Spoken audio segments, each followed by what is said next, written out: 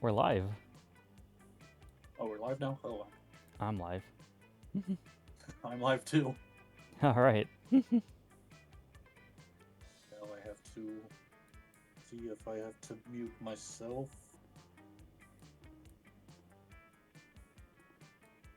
Okay, I'm already muted. Good. Only off.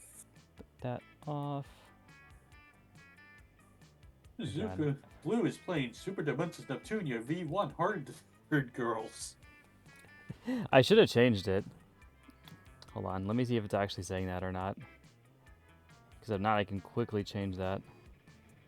No, it says Monster Camp on my end. Oh, it's because of the notification. I just didn't change Yes. the notification yet. That's why. Whack.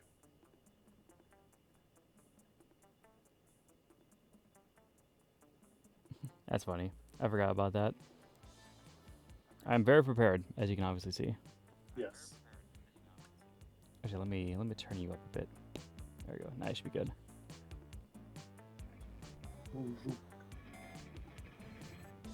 I'm tempted to tag Blue Sky instead with my tweet and my I don't. The equivalent of tweeting in Blue Sky is. Yeah. I was about to tweet you, but one of the options was Blue Sky itself. I was like, should I tag them instead? Tag them. Yeah. Watch me play some Monster Prom What 2. would what would they call tweeting Blue Sky? Would you just call it bluing, or I don't know. I think the thing is just said it just says post or something, right? yeah, it's just Live post? But stream. I I just wanted kind of wonder what the technical term for tweeting would be for Blue Sky in Yeah, I don't general. know. I mean, you can't technically tweet on X anymore, so You're Xing on X. you're Xing. Let me just X this out real quickly. It makes it sound like I'm removing it. Rather fitting. Blu Plays live stream. I already did live stream. Okay. With at Pansy.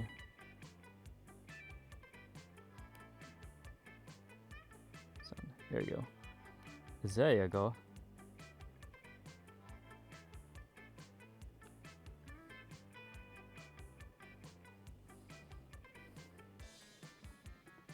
Is it posting?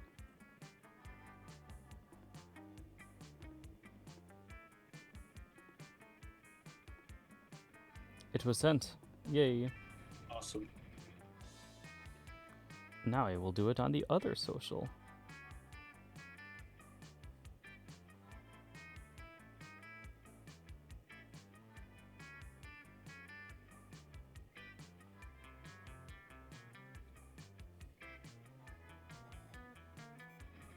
There you go.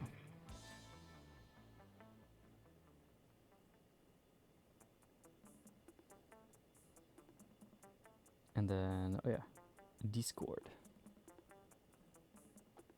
This video.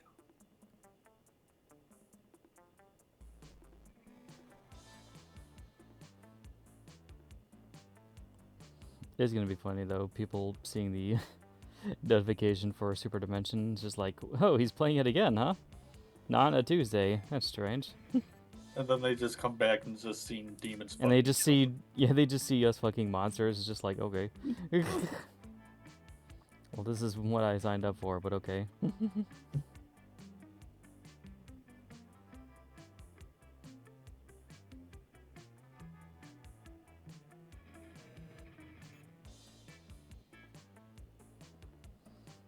Alrighty.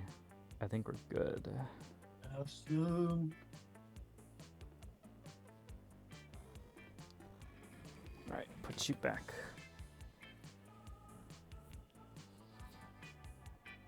Alright. Are you ready to start? Yeah, let's do it. Okay. Hello everyone, welcome to the live stream. We're going to be playing some Monster Prom 2 today with Pansy. What's up? We're going to be doing basically the same thing we did the last time, which is playing this as our characters to kind of get an idea of how well things can roleplay with this kind of setting. I imagine we'll get into some very interesting hijinks. As we always do. As we always do. So we got the game kind of set up here. We just need to pick our thing. How long you want to go for today? Because we actually do have a decent amount of time before dinner today. I mean, we can probably get away with the medium game. The medium game? I don't really want to do a full game. Yeah, that's true. If we have time for medium game, we can do medium, but otherwise we can just do sports. Okay. I think medium is definitely fine with me then too. Alright. And we'll see if we feel like doing another after. Alright, and then we're doing the same thing as last time too. I'm the females, you are the males. Yeah. Okay. Also, welcome to the stream, Emma. Yeah, Milo's gonna be the interesting one to go across because they're the they. Maybe we can like switch off or something. Yeah. We already basically. I would say we've gone through all of these before. Yep. Do the same as before.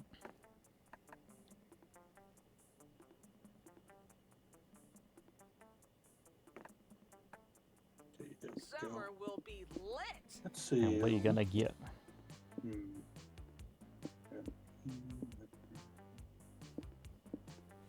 Anal paste. Yeah, sir, why not? Yes, of course. Okay, MC Griffin. Nice powers. Definitely not this. Mm-hmm.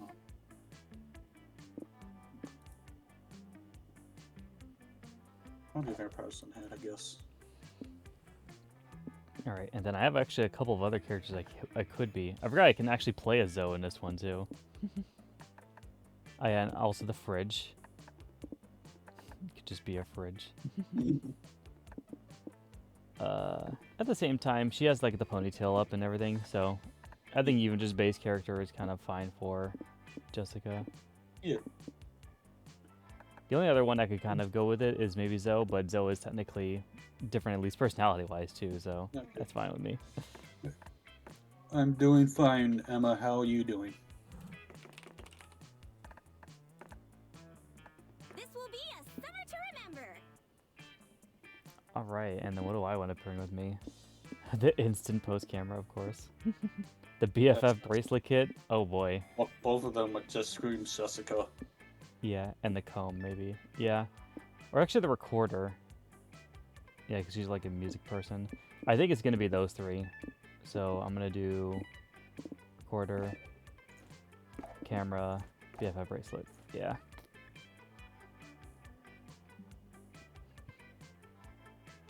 All right, and then we're going to camp. Because yeah, we've already kind of gone through this before in the past. Let me just kind of see who everyone is again, because I'm trying to remember. Ah, Sorry. yes, this is our cast of characters. To be fair, Milo might be a good pick. Okay. I suppose I'll just do Damien again. Okay.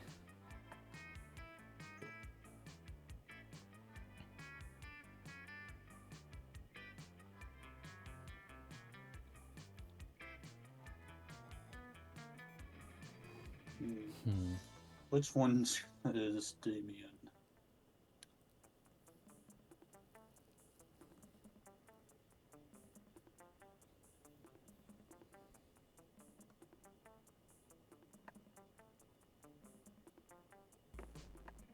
Yeah, but yeah, I'm pretty sure that's it. Guide for speedrunning life. I think that's Milo, actually.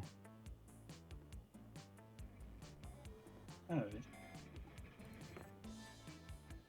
Let's see, who are we going with? There we go. Yeah, I figured. Wait, Cersei, you've read The Little Very Angry Prince too? That's crazy. I thought it was just a book my dad's made up to get me to shut up and fall asleep while I was a kid. My favorite line was the last one. Shut up and go to sleep, Damien. Love, Blue Dad.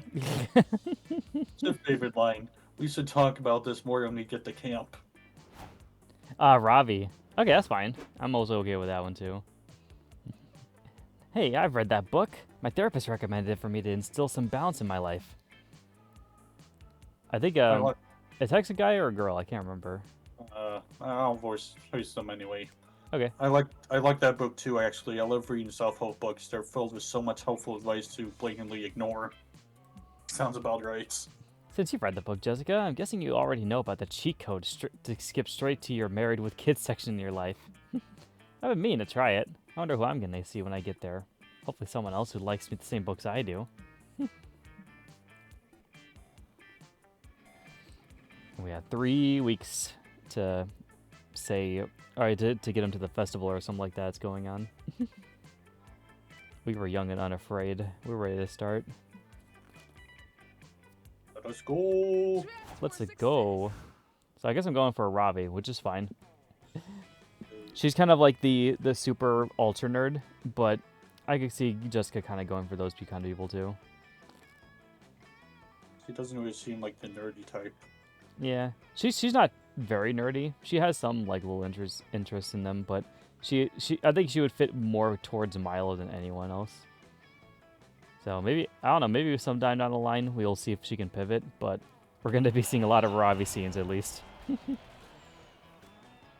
Another day at Camp Dome, another day trying to survive a deadly battle royale game. You managed to murder 10 people in 20 minutes. What a feat. Just one moment. Emma, I don't do follow backs on any kind of social media, so if you just want to unfollow me, that's fine, because I don't do follow backs. I'm sorry, but just wanted to get that out there, because Don't want them to getting the wrong idea. yeah. So yeah, just do with that what you will. If you still enjoy the stream, want to continue following me, that's fine, but I don't do follow backs. So anyway, back to the game. The audience roars. This will certainly give you a lot of boldness. But wait, the Camp Dome shouldn't make you gain boldness, but charm. That doesn't make sense. You want charm. You think quickly and make a fancy hat out of the guts of a corpse. Audience is wowed and granted to charm. Ah, much better. Shit, I was going for boldness. Yeah, no, that I think boldness is the other place. So I think further down somewhere. Okay. Hey Tracy, get over here. We need a fourth for our game of Extreme Double Dutch. By the way, are you seeing the same costumes I am? No, I have it set to normal costumes. Okay, the Damien looks very interesting in this one. I'll be sure to check out your side of the stream later. Okay. Oh, I didn't realize we were playing with 2 jumpers. I'm up to the challenge. We're not. Tracy's gonna be the ropes. Aren't you, Tracy? Your dumb horny ass is about to agree when you're thankfully interrupted by... I'm a self-made gremlin. Ah, Papaz. Mr. Papaz, CEO of Afro Corp. Pleased to make your acquaintance. I've just purchased a controlling interest in this summer camp murder dome. I'm here to make it turn up profits. My initial plan was to bulldoze the thing and replace it with a nice generic shopping mall. But apparently this land is only zoned for lethal and semi-lethal activities. So I'm here to do the next best thing, turn these outdated dome games into a gleaming engine of commerce. Hey, keep your money-grubbing hands out of our murder games. If you want cash, just rub banks like the rest of us. Yeah, you're not getting a cent out of me. I'm saving all my gold for a skull-seeking crossbow. Well, she thinks she's saving all her gold. I've spent most of it on bagels at this point. Don't tell her. Seriously? It's not often I agree with these two, but they're right. Freely accessible murder games are a part of Camp Spooky's culture. You're not going to get away with charging for them. Charges for them? Who says anything about charging for them? I'm making all of the dome games, including Extreme Double Dutch, free to play. Oh god, not free to play. Oh god. Oh, I get it. The games are free, so people will start playing them. But then you start using finely tuned addictive mechanics to trick players into paying through the nose for items and power-ups. There's a ton of guys in hell who use that to do that. I imagine all of them do go to hell, yeah. Yeah. Well, your nefarious scheme won't work on me. I'm a seasoned gamer and immune to psychological manipulation. And to prove it, We are totally winning. we're our gonna way. play your games totally for free until you go out of business. Not happening. No, don't do that. It's like mainlining heroin to prove it doesn't work on you. Much better to bring a strongly worded petition to the camp administrators, right, Damien? Time to talk. Only 100 more rope jumps left before I unlock the platinum jump rope. Oh fuck, my rope broke again. Guess I'm gonna buy a new one from the rope store. I like the way you Aw, man, they're already suckered. Or you could buy these limited edition rocket boots. They cost 10 times as much, but they'll really help you rack up those rope jumps. Take that, sucker. I'll take 10, but only to prove how dumb your business model is, sucker. Oh, I'm feeling a little tired from all this yelling. Better purchase an energy refill while I'm at it. Oh no, your friends are already so deep that they practically qualify as submarines. Quick, find a way to prove them how predatory this free-to-play system really is. Or just bags of stolen blood. Oh man. Been playing 30 minutes longer and he's already gotten the Dome logo tattoo on his forehead. Ooh.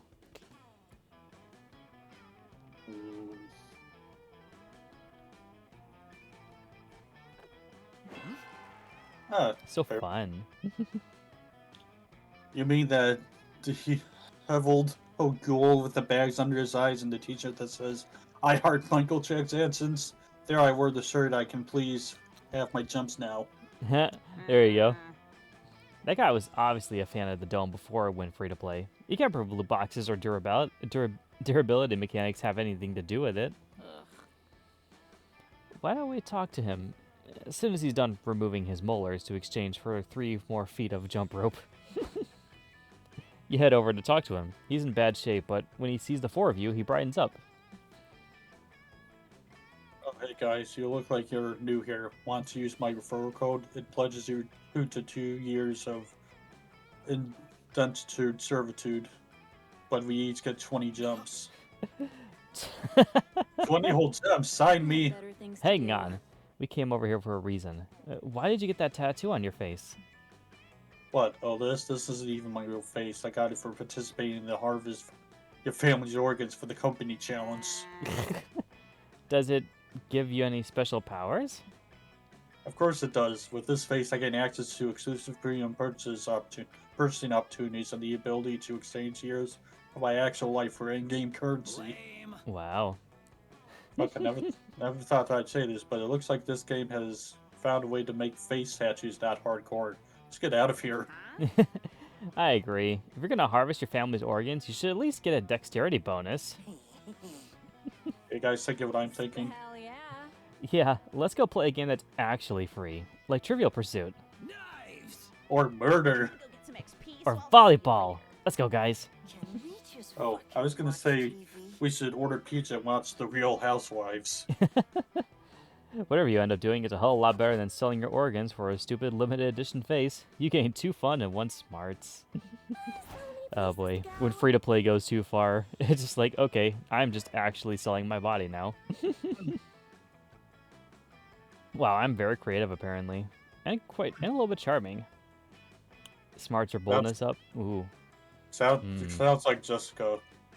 Though the funds would be should How be a about bit higher. yeah, I think boldness should definitely be up too because she's usually a very bold girl as well. But I think I might get a little bit more in fun because she is kind of lacking in that. And then maybe the next part I'll go. Actually, you said you were going to go into boldness before, right? Yes. Okay. I'll actually take it now since it's not here. So yeah, the manor is where you get your boldness up. You go into the haunted manor with a group of only to immediately split up once you get inside, as is customary. You quickly get lost and have no cell signal, but in a stroke of genius, you follow the signs of the haunted manor's lost and found and wait for your friends to pick you up. You find all sorts of cool lost knickknacks while you wait. Some bloody gloves, a haunted iPod, it only plays Thriller by Michael Jackson, and a totally normal Furby that still manages to be the creepiest thing in there. At the bottom of the box, you even find 2 boldness. Yoink. Who in their right mind would throw that away? You follow the unmistakable scent of adventure into a dimly lit corner of the mansion and discover... Which, please. Which, please. Oh, this is an interesting outfit. I'm just saying, speaking from experience, that it's a bad form to slaughter a demon without first giving him a chance to change his ways or join your team or become the hot demon lover. Get good. And I'm just saying that you don't collect XP for talking your way out of combat encounters. Oh, I've gotten all kinds of experience from talking my way out of combat encounters, if you catch my meaning. Ugh. Like what? More boring conversations to skip through? How dare you skip through a conversation? I find that if I punch someone in the neck while they're talking, they usually stop and we can skip to fighting. It's a great speedrunning strat.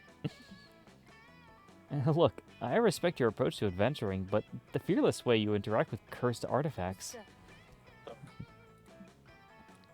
But it takes more than unbridled violence to be a true protagonist. And I respect you both as a strong, independent woman with a wicked fashion sense, and someone who's managed to make an all-caster party work out without a tank. Ugh, I can't carry this But one. you wouldn't last 10 seconds against the types of demons I fight. Enough of this. Oh, I wouldn't, would I? Sounds like the only way to settle this argument is by putting our claims to the test. I'll summon a demon. We'll both fight it, and we'll see whose strategy is superior. Hold on to your wand there, Sabrina. If you're the one summoning the demon, what's to stop you from summoning one that's more vulnerable to your approach? DJ Hex up in the pipes. Oh, I can summon a demon, Avery. All I need is like 2 of your vertebrae. 3 tops. How about we find someone else? Fine, we'll have an impartial third party summon the demon that we can both fight. An impartial third party like... Hey, you. You! Jessica, you know how to draw a summoning sigil, right? It's a first-year material at Spooky High, so only a huge idiot wouldn't be able to... Crap, you spent most of that class drawing porn in your notebook instead of drawing sigils. So it looks like it's time for bullshit. But, like, how hard could it be, right? You know, to be fair, that's correct. Look, that's canon. Jessica draws porn. Yeah, I could see it. At least instead of drawing sigils, you should just be like, nah, screw this. I'm going to draw boobs instead. And cocks. Sigils are basically drawings, right? So just draw a demon. You're great at drawing hot demons. Draw every sigil you know. A smiley face, the Batman logo, the tiny dude from the walk symbol on traffic lights. Oh boy. Oh boy. I mean, I have good creativity, so I know one of these is good for that, but I'm trying to think what she would do more. I think she's probably would just, yeah, again, just random bullshit go. Aw, she's not fun enough for that. Impossible. Jessica's plenty of fun. It's because I didn't pick the right things at the beginning, I guess. You borrowed Joy's summoning chalk and sketched the mystic symbols on the wooden floor. Ugh. What do you... Jessica, is that supposed to be a summoning sigil or wingdings? Shh. Let's see how this plays out. Here for it. Yeah, some demons are really into weird shit. Like, I used to let myself get summoned with a bag of Doritos Ooh, and a picture of Mark Wahlberg. Doritos. Dorito! Hold on. You're a demon? No? Are you sure? Shh. Something's happening. Sure enough, a thick green smoke is billowed up from the floor and filled the room. When it clears, you see before you a copyright lawsuit from DC Comics. Ugh, I can't carry Damn it, this one. copyright got me again. Curse you intellectual property. What the hell is this? I can't stab this. Ah, And I can't seduce it, or convince it to forsake its evil ways. Or we can just get some. I'll screw this, and you guys want to go get milkshakes? Shut up, Hex. Now's not the time for milkshakes, Hex. It almost never is. You can pretend the milkshakes is a demon you're slaying. the adventure. Let's kill some milkshakes. See you next episode. Yeah, sure. I'm not interested in hanging out and battling a lawsuit anyways. Have fun, Jessica. You don't have any fun at all, especially when the DC lawsuit is joined by the lawsuit from Kurt Face, inventor of the smiley face. Oh no. At least he didn't get sued by traffic lights. Their lawyers are savages. Even so, you lose 2 fun and 1 smart. Oh no, I'm so not fun. And so not smart either. Yeah. At least I'm very creative. Everybody choose a fictional character. Sonic the Hedgehog. Pikachu. Alright. You're the manager of a burger joint. Player orders decide based on which fictional character would make the best assistant manager. Start debating now. Oh boy. Pikachu or Sonic? To be fair, I expect Sog to be very fast and efficient, so. Also, I'm pretty sure he can speak English better than Pikachu could. So I think he wins just by that category even too. Alright, so I'll take this one. Next day. Wherever I go, hijinks ensue. They do indeed. I need to become more fun. I'm gonna go to the lake. You spend the day playing in the lake. Everything is fun until you're mesmerized by a strange song. It's the sirens. They try to lure you in with their beautiful chants, but you know better than challenge them to a riff-off. They kick your ass, but you definitely all have a lot more fun.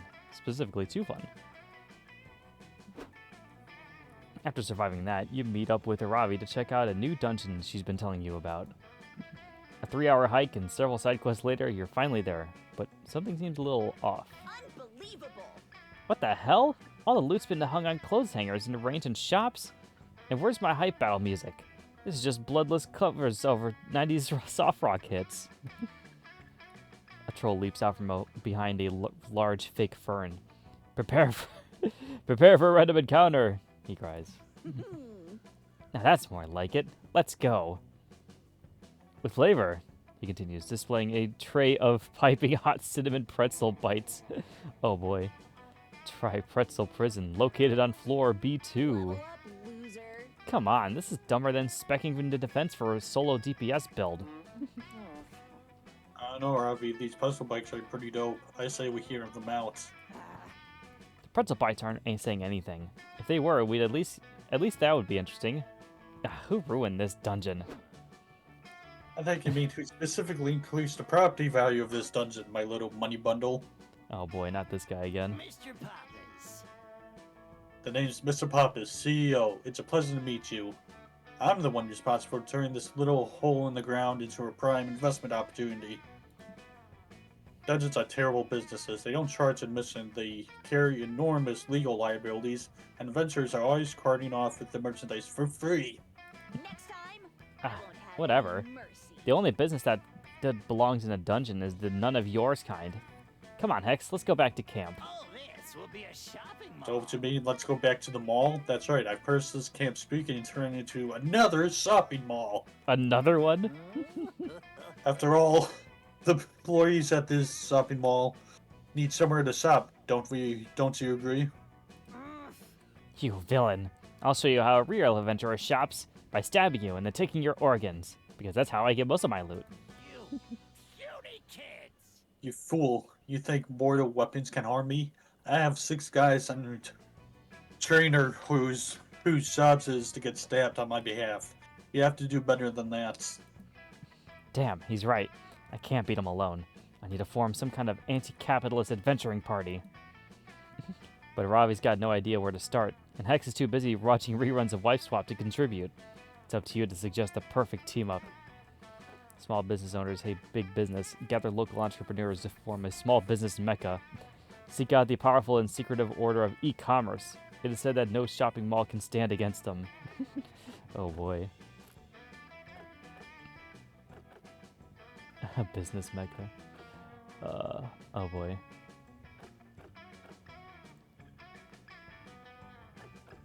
I like the idea of the business mecca. I'm gonna go with the top one. Haha, what's creative? That's brilliant. The area around Camp Spooky is indeed home to many vibrant small businesses, most of which cater to the camp's constant need for replacement buildings and medical supplies. Come on, let's form a mecca. Alright, children, you have fun. I'll just be over here growing steadily wealthier. Several hours of community organizing later. Thank you all for gathering here today. We're facing a great evil today. A dumb, stupid jerk who did a thing I don't like. And to stop him, we need to form a mecha. Benny from Benny's Bait Shop. You'll use your fish hooks to form the mecha's grappling apparatus. Marta from Marta's Bulk Replacement. Windows. Your tempered glass will form the mecha's visor. The rest of the parts will come from Javier, who has a shop that sells mechas. Well, that's very convenient, Thank you so much for including me in this. says Javier. I only hope that my tiny contribution can help us succeed in some small way. You, Ravi, Javier, Marta, and Benny climb into the mecha's control chamber. And after briefly practicing some perfectly synchronized battle moves, you take off to fight Papaz and his goons. Damn rascals. What's this? We're under attack? Curses, I don't have mecha insurance. The battle is an absolute rout. Benny's hooks make a short work of the Papaz bodyguards. Marta's visor provides excellent visibility, and Javier's electromagnetic gauze rifle is also kind of useful. Big companies may be able to provide lower prices, says Marta, but nothing will ever beat the charm of a small business, or their ability to form a huge mecha. Oh, this isn't the last The of rule me, today, you'll you see. truffle trifled with Mr. Papaz, you socialist. I'll be back, and you'll be sorry. He probably says some other stuff too, but the mecha punts him into the sky, so he turns into a little star and then vanishes. You want to be my support? Wow, you're one hell of a commander, Jessica. You've earned my respect. And this helm of 2 boldness and 1 charm. Ooh. Yeah.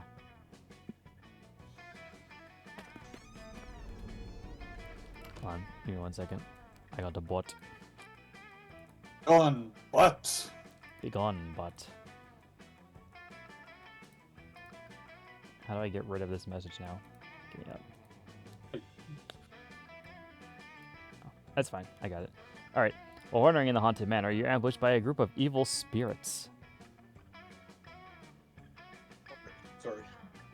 You put up a good fight, but there's just too many of them, and they run away with your immortal soul. Luckily, you always knew this day would come, and you replaced your immortal soul with the Beanie Baby years ago. Good foresight on your part. You gained 2 boldness. I expect that to be more smarts than boldness. Yeah, right? That's incredible foresight. Yeah. You link up with Damien afterwards. He told you Coach wanted him to dig a latrine, and he could use a hand. Hey, There Ooh. are tricky things to sort out, but I think I figured it out. I didn't know what a latrine was, so it sounds French. But it sounds French, so I made an educated guess and buried landmines everywhere. You look at him perplexed. The French didn't invent landmines, you tell him.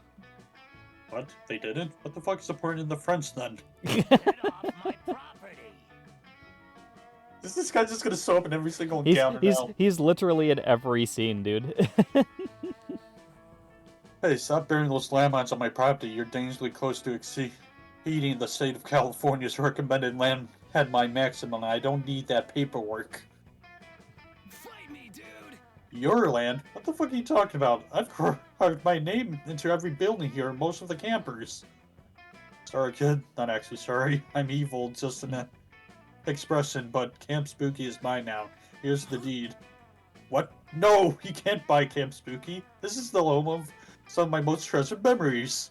Also, all the landmines. Oh, this will be a shopping mall. Your memories like explosives will have to find another home, Sonny. This is the shopping mall's country now. That blows 100 balls. Shopping malls are useless. Why build one here? On the contrary, shopping malls still have one very important use, making summer campers like you absolutely miserable. Let's go, intern. Not wrong. Now, if you excuse me, I'm off to spill some oil in the Pacific Ocean. Blame it on sea otters. I'll be back with the bulldozers this afternoon. Toodles. Fuck this. We can't let his colossal wiener bulldoze our beloved camp. I was planning to bulldoze our beloved camp. There's only one way to fix this that I will accept. Crimes. Crimes. Come on, Churchy, fine. Help me think of an act of vandalism so heinous. It'll scare the dweeb away for good. The one thing guaranteed to destroy the value of any property. Shitty neighbors. So salt in the soil, so no shopping malls will ever grow here again. I see shitty neighbors. You're It's a damn right. flag. Shitty neighbors can turn the best property into a carnival of shits. Like my fucking neighbor Randall. He smells like burning hair and has a fishing hat that I covet. God, he makes me so fucking sick. But where will we find some appropriately shitty neighbors? It's not like Randall's moving anytime soon. Damn him. What we need are some skilled bad neighbor certain impersonators, caper experts, or what's another way to say that? Oh yeah, we need some. Prank Masters! What is that? Yes. I was gonna say, escaping hate specialist, but that's even better. We're here heard to be your fake bad neighbors, bro. Polly, he already made a list of everything we need. One white picket fence, one roll of garden hose, and one bucket of fake mustaches. Why so many fake mustaches? We're only two. There's only two of you, and you don't really need a disguise. I did my research, Damien. If you took all the shitty neighbors in the world and put them in a pile, do you know how many mustaches you'd have in that pile? 1.6 billion. Alright, you're the professionals. I'll hit you some mustaches. I have a bunch of severed heads I've been meaning to shave anyway. One gruesome disguise montage later.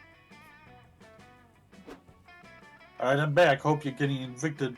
You wore your evicted pants because hi. Who are you guys? We're your new neighbors, bro. A polyamorous throuple of horny mustachioed men. Oh, boy. Yeah, we love having threesomes, growing body hair, and vandalizing shopping malls in bizarre and disturbing ways. Welcome to the neighborhood. This is not a prank, and I am normal. I believe him. What? They said nobody lived near the camp because of too many collateral damage. You tell me I have to find a way to evict you guys too? That'll take weeks. You win this time, horny mustachioed throuple.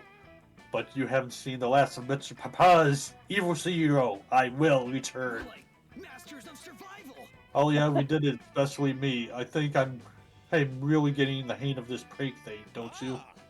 Most definitely, bro. Like when you said this is not a prank, even though it was totally was a prank.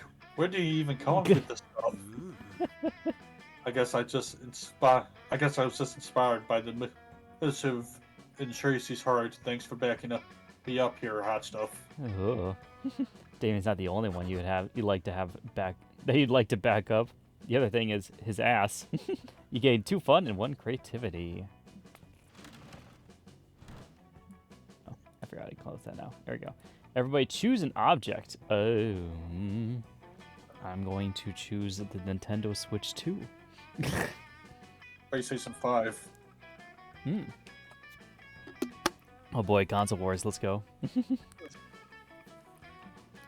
Player is based on which object would be the most useful. The most useful new Swiss Army knife attachment.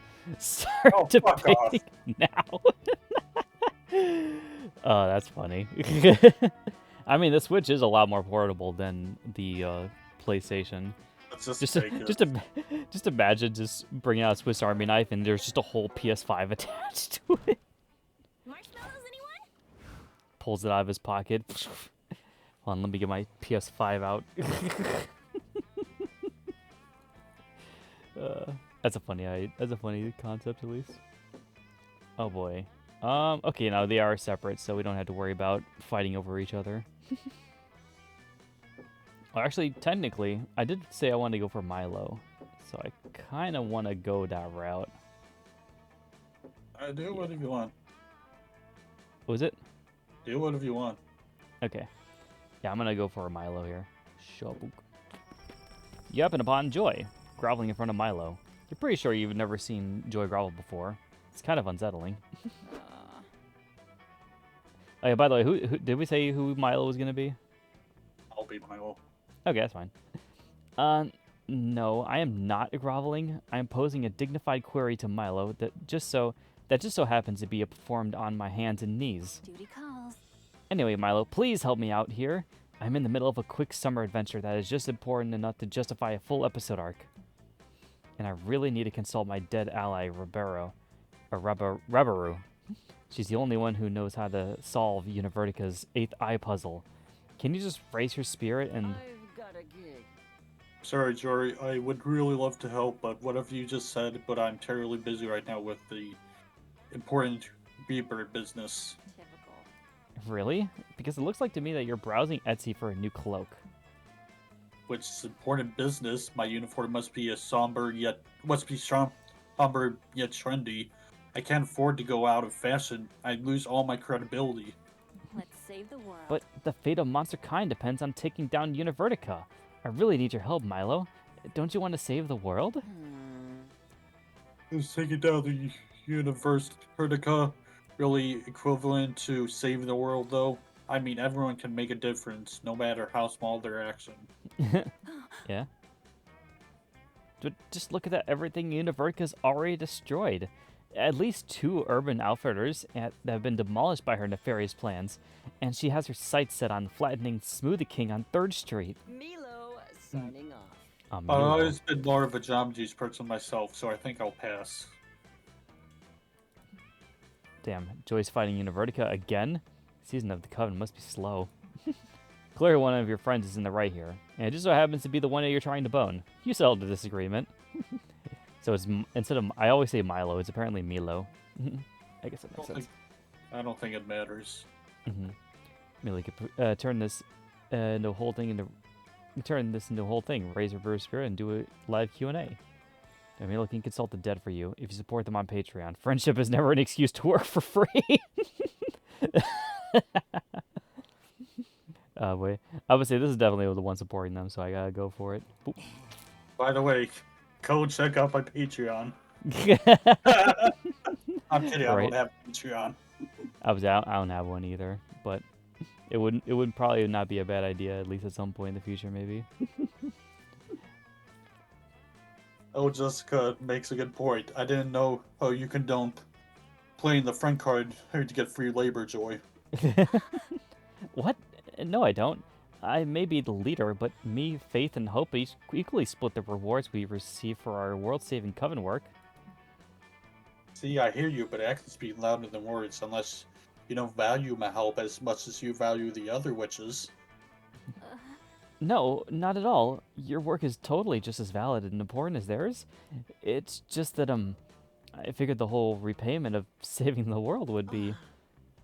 Ah, but saving the world doesn't put avocado toast on the table.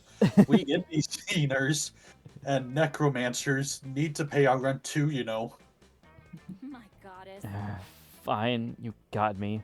I'll become a patron. How's $5 a month sound? Well, of course I'll be grateful for whatever you pay, darling, but $5 only gets you to the bronze tier.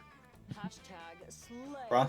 Bronze tier patrons get early access to my selfies and a merch discount, but my platinum patrons get a chance at a full Spirit Rate easy once a month and a limited edition Milo sweatband. Oh, that's worth it. Fine. Here's the pledge money.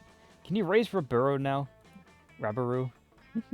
Oh, didn't you read the terms and conditions? I can only do so many serines. My time is precious, so I'm limited to 3 spirit consultations. My 3 patrons chose at random. Oh, man. And it looks like, hey, this month's winners are Milo Crackhead 45, X Ghost Fetishist X, and Jory Johnson Shojima. No, wait, that's John Joyjima Joe. My bad. So close. The world is at risk again. What? No fair. The world's at stake here, and I'm your friend. Can't you make an exception for me? When life closes one door, another. Well, that wouldn't be fair, would it? All of my followers are my friends. I can't play favorites just because you're serene would prevent countless deaths. You will get this show canceled. Whatever. This has been the waste of my time. I'll just bribe Polly with some distilled spirits to talk to Rabaru for me. Thanks for nothing. I was just you and me, Jessica, darling. Oh, and X-Fetishist X-Spirits he wants raised. What can I do for you, my darling patron? Oh, it looks like he wants the ghost of a leather daddy dome from 1865. I don't feel quite comfortable doing that. Very specific. You know, Jessica, since that spot is open, perhaps you'd like me to raise a spirit for you.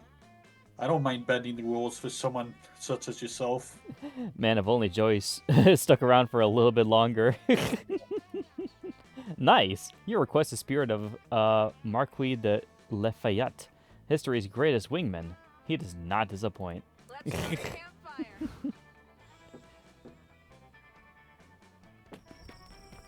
You're roasting a s'more harder than you were roasted the time you were wore neon Crocs to school. When you hear what sounds like intense negotiations. For the record, that is not canon. None of my characters wear Crocs. There was definitely a point in time where I think Jessica wore Crocs, but I think she definitely grew out of it when it was not trendy. You go investigate because you're a nosy bitch. Fine, only 1 week. I will give you a portion of my 8th circle if you do my laundry for this week. Do I get a dukedom on it? Only if you fold afterward. And if I don't fold? Land, but no dome. What if I con Mari fold so that the clothes can be more easily stored in this tight camp space? It's a hell Duke Dome and a crown. Big crown or little crown? Little crown. Tiara? Circlets. Aw, these are actually some pretty cute and for once non-threatening negotiations. But I bet you can help one of them get an even sweeter deal. Dahlia's a con Mari Queen. She can separate your colors from whites. It's worth 2.5 dukedoms minimum. Make a crown the tiara. Ancient dukedom of Dorgards produces the spiciest wine in hell. It's worth 1 load of Damien's laundry and a bag of barbecue chips easily.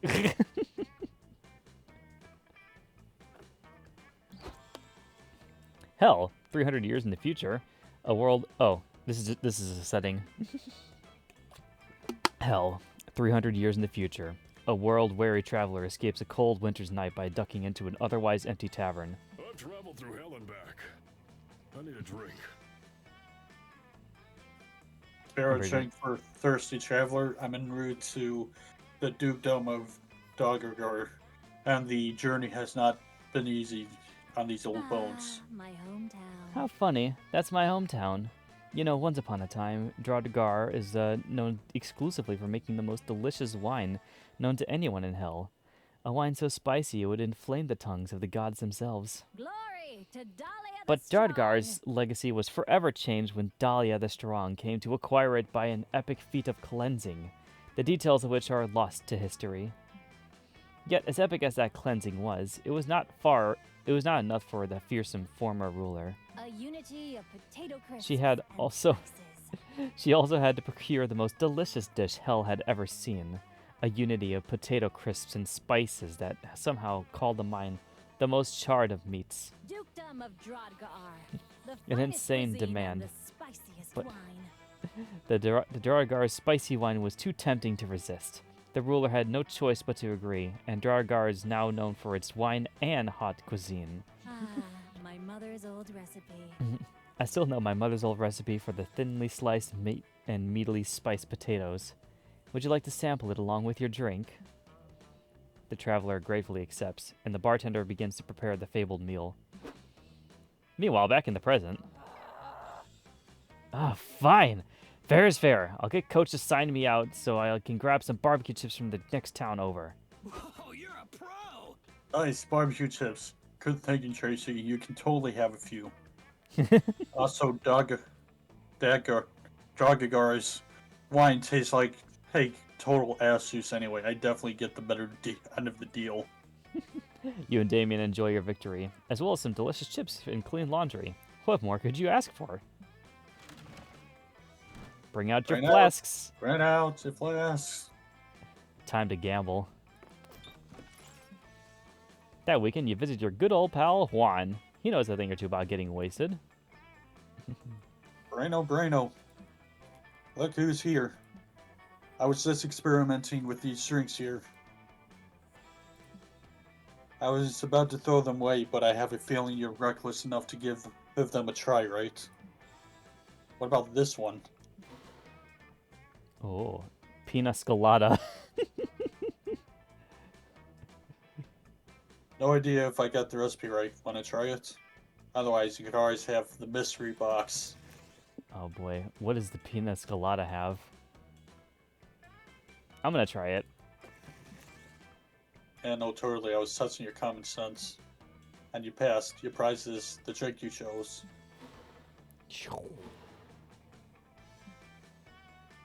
quite appealing, right? Don't know if I drink that, but the real question is, will you? Just good old whiskey. I also have the mystery box, because at this point, who knows what you'll drink? I would say, is Tracy a whiskey drinker? Yes, he would drink whiskey, so... Plus, he's not stupid enough to get the box. Mm-hmm.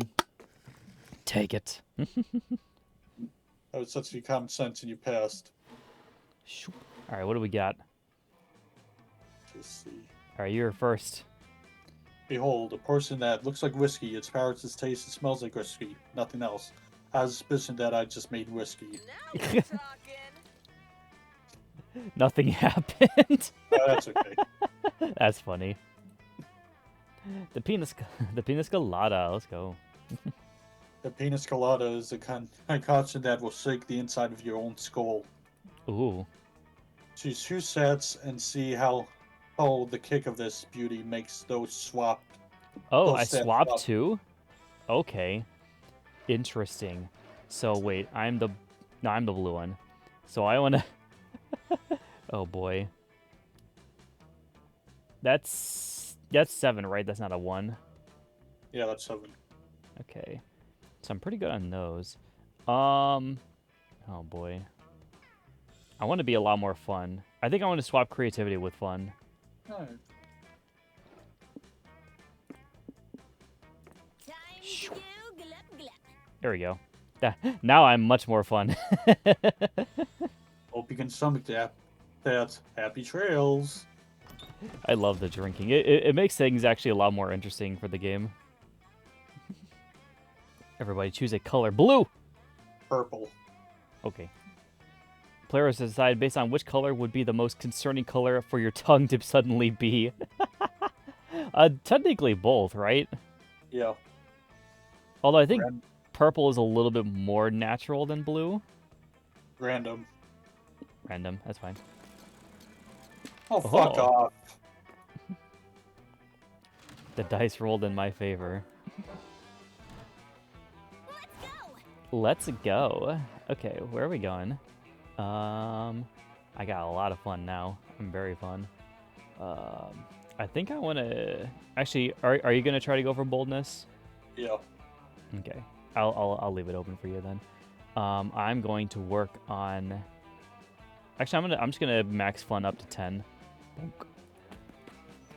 That day at the lake, you start a super soaker fight that turns into an all-out war. The enemy team manages to capture the northern section of the lake, and you take a few of their members hostage and learn their empire's weakness. You lead a full-scale infiltration. Thousands of soldiers get totally soaked, TM. It's a bloodbath. After several hours, the enemy team surrenders, and you gain 2 fun for the peace treaty. Yay! After that, you head to the lake with Hex and Naravi. Oh boy, I'm still with them, huh? Okay then. Naravi's testing out her new Zora armor, and you're helping Hex chug as much as lake water as possible. Such big stats. This is so, this is so awesome, you guys. I can breathe underwater and do a whirlpool attack. God, I'm so glad I spent 200 million rupees on these greaves. Go. Hat, cough, go. Sorry, my mouth was full of lake water. I was trying to say, fuck yeah, this is fun as shit. Last time with Jessica, fucking classic vibes. Lake time. Suddenly, y'all hear a weird voice calling out to you from across the lake. I think I'll just play because I'm not sure whose it is. Hail, adventurers! Heed my message! You look over and see the messenger emerging from the trees. He's holding a leather scroll and he looks super stressed out.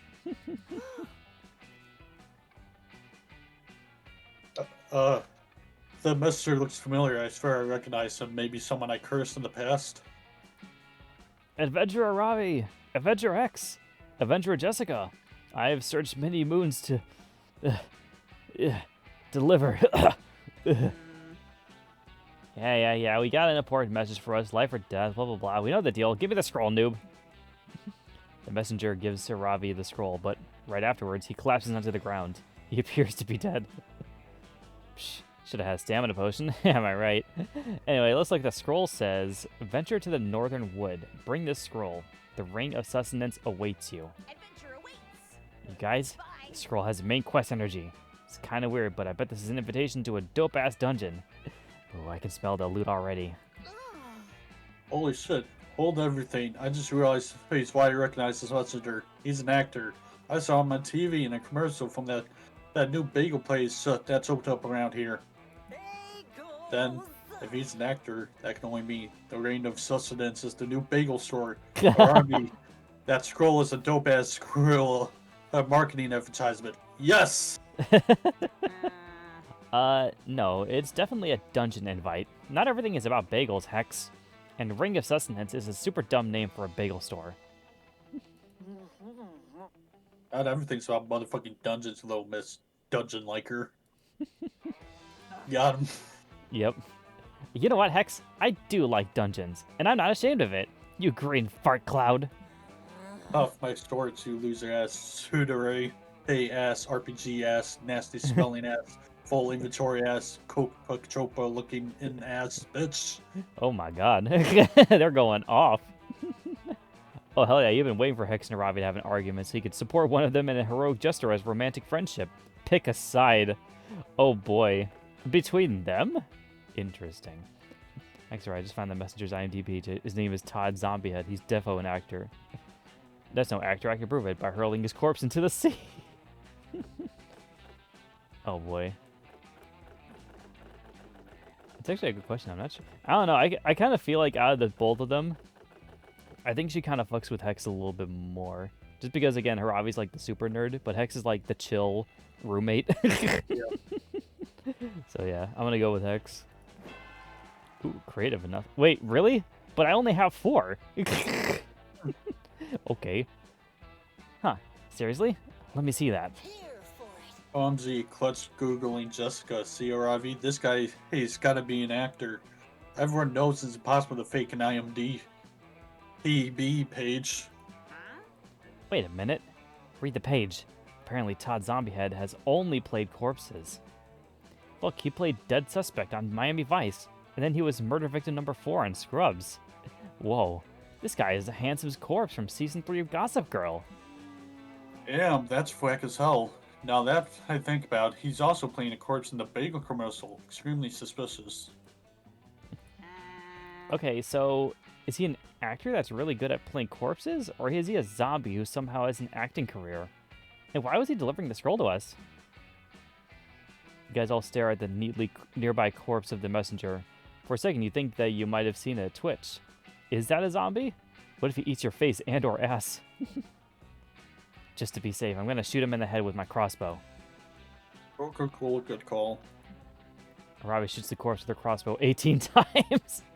You're not sure if this guy is a zombie or not, but he's definitely dead now. Yay! Based on the blood splatter, I think that is probably an actor? But this doesn't prove anything. Hex. Even if he was a zombie actor, he could have been hired to deliver the message by an awesome, dangerous, high-stakes dungeon. That happens all the time. Kind of. Ready to disagree, Robs. I see a bagel shop in our future. But for now, right now, there are 2 things I know for sure. This will be fun. Thing number 1, we are absolutely heading to the Northern Woods. I'm full ass invested in at this point. Thing number 2, Jessica knows what the fuck is up. Fist bump me, baby. Yeah, you fist bump Hex, which is highest honor that they bestow upon any mortal beings. Nice. Nice, dude. Hell yeah. Yeah, Jessica would be the type to get a fist bump from Hex. Let's go. Yes. That day you find a mirror in the haunted manor, but instead of showing your reflection, it shows you an exaggerated evil version of yourself. Evil you says, you will never surmount your insecurities. Look at how perfect I am, and look how flawed you are. Nobody will ever love you. Counterpoint. Many of your perceived flaws are totally fabricated by greedy companies looking to make a profit by promising to fix things you literally can't control. As soon as you say that, evil you shrieks bloody murder and disappears. Nice. You gain 2 boldness because you're amazing just the way you are. You find Damien, Calculister, and Milo in the basement. They have discovered a secret room full of creepy artifacts, just like in the movies. How come you're with Milo, damn it? Where's my Milo? I don't know. And they're blithely fucking with all of it. just like the movies. Welcome to a new day with Milo Belladonna. What is up, Melovers? Milo here with another exciting unboxing video for you all. This week, an authentic Iron Maiden with fresh blood coming out of it. Let's take a look. Wow, a corpse impaled on some spikes. They've really gone all out on these details here. Let's see what features this corpse has. That's crazy. Fuck, there's so much brutal sitting here. I don't even know what I like most. This haunted dollhouse is consistently on fire and screaming, but this haunted television keeps showing up what I look like without skin on my face. Ugh, I can't choose. I am participating in the foolishness as well. I have found a rotary telephone that speaks with the devil's voice. I asked it if we might share a common ancestor, but all I would say is blood. And so I am at a loss at how to proceed. Oh well. You're wondering what kind of zany bullshit you should try to get your friend's attention. When your clumsy ass saves you the trouble by tripping over a power cord. Or power cord. You whack your head on some kind of large box made of glass and metal, and it lights up to reveal. Carnival fortune teller, proof that our future really is the dream of our fantasies. I don't know what that means, but I like to know how the obvious dummy inside is screaming like an insane person, obviously cursed. I am mildly disturbed by the fact that this is operating despite its power cord not being plugged in. Thank you for activating me, rasped the fortune teller. As a show of gratitude, I will answer any one question about the future. Be forewarned, however, the price for this forbidden knowledge is your soul. Raise your hand if you have a soul. Nobody's sick. Free future knowledge. Somebody asked a question. That's fair, actually. Oh, I have a question. Can you all believe how lucky we are to be alive at this point in history? I think he meant a question for the fortune teller, Fred Milo. Oh, nope. The only thing I question is my own limits daily, as should we all. This is the opportunity you've been waiting for. Ask a question so good it will make your friends want to have sex with you later. What slang will be cool in 20 years? It's important to stay ahead of the curve. You know the future. Why don't you tell us what question you're going to ask?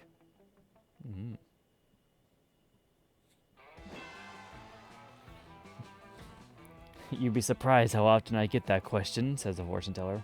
Very well. In 20 years, the most popular slang phrases will be cheesing the weasel, fooling an asshole into thinking he's having sex with you when he's actually fucking a tube of Pringles.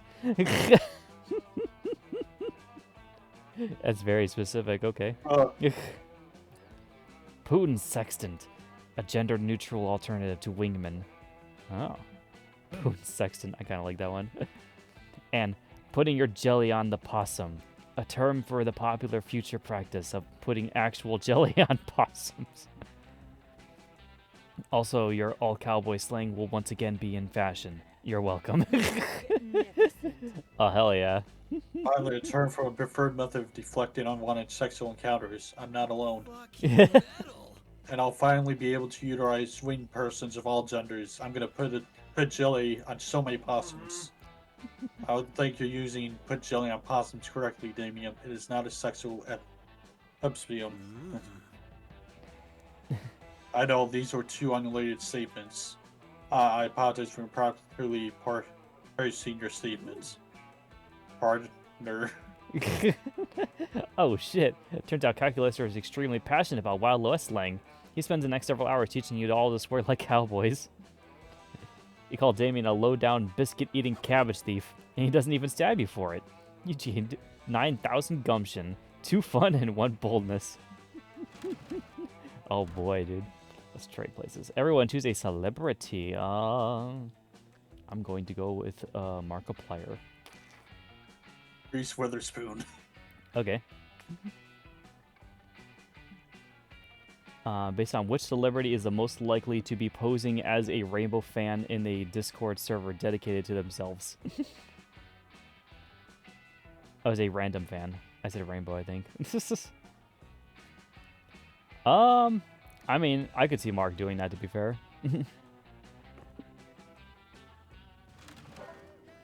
Does Wraith Witherspoon have a Discord? Brought my first I aid kit, just don't in case. know. I doubt it. Gotcha. Okay, I'm gonna quickly go use the bathroom here, so I will be right back.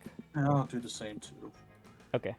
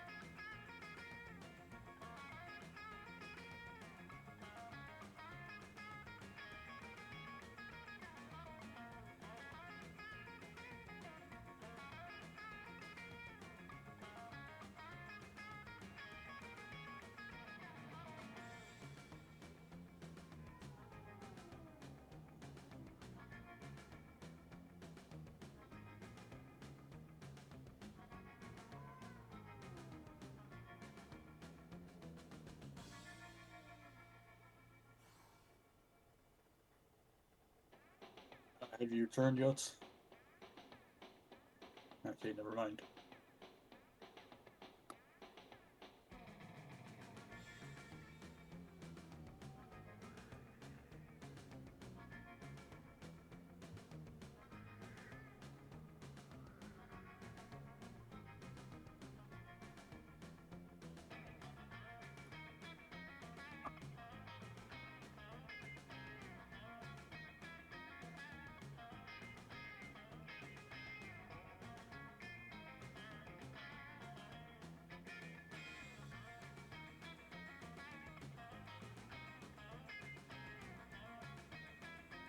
Hello. Okay, he's not back yet.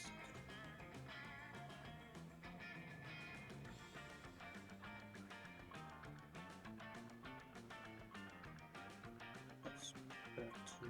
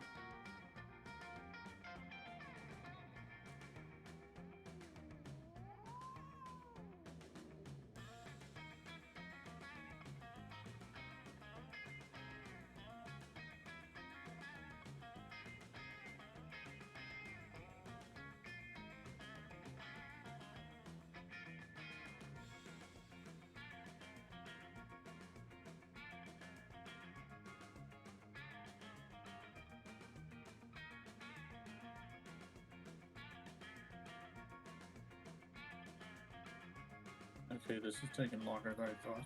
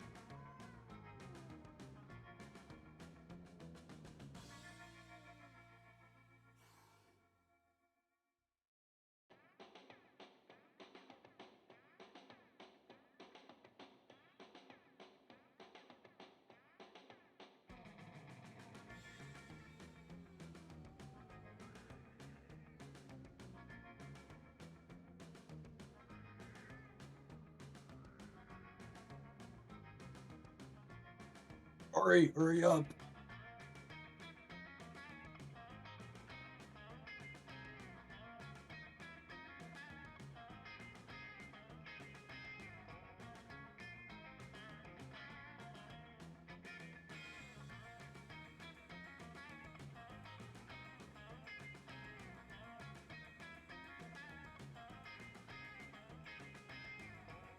What the fuck is he doing?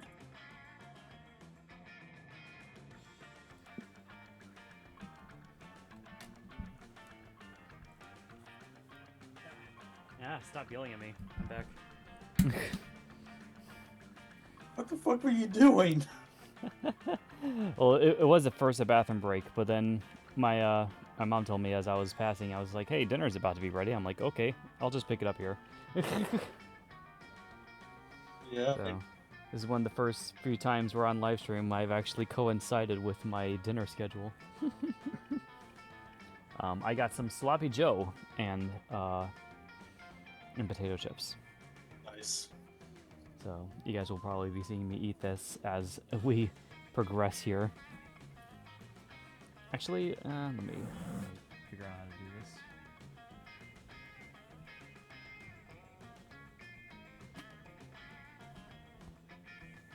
So you just speedrun the rest of this, or Was it?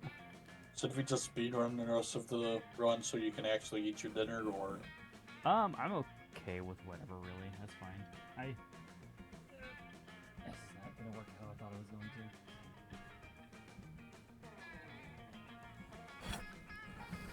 I think if I just keep it here in my lap, yeah, this will be fine. Okay. Yeah, that's fine. I'll just be from time to time stuffing my mouth full of food. Okay. So other than that, everything should be fine. Alright. All right. Let's see. Fine.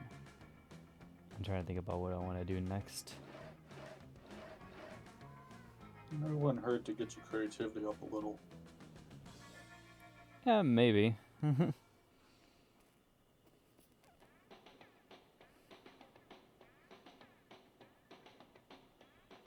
Kind of going toward the other things as well too, though. Actually, kind of. Are you still going for boldness?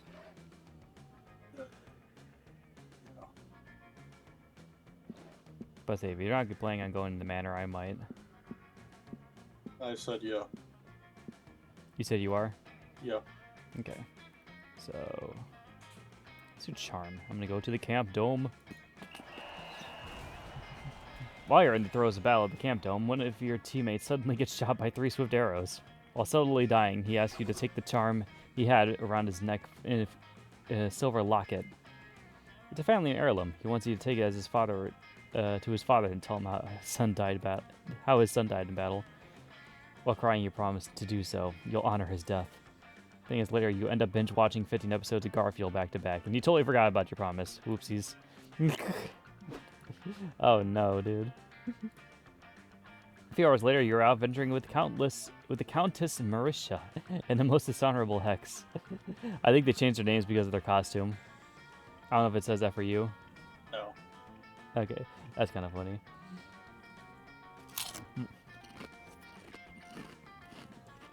Follow the scroll from the messenger, and now you're deep in the northern woods. Oh yeah. So this is like a quest line? Okay. You've already found several environmental puzzles and few cryptic clues.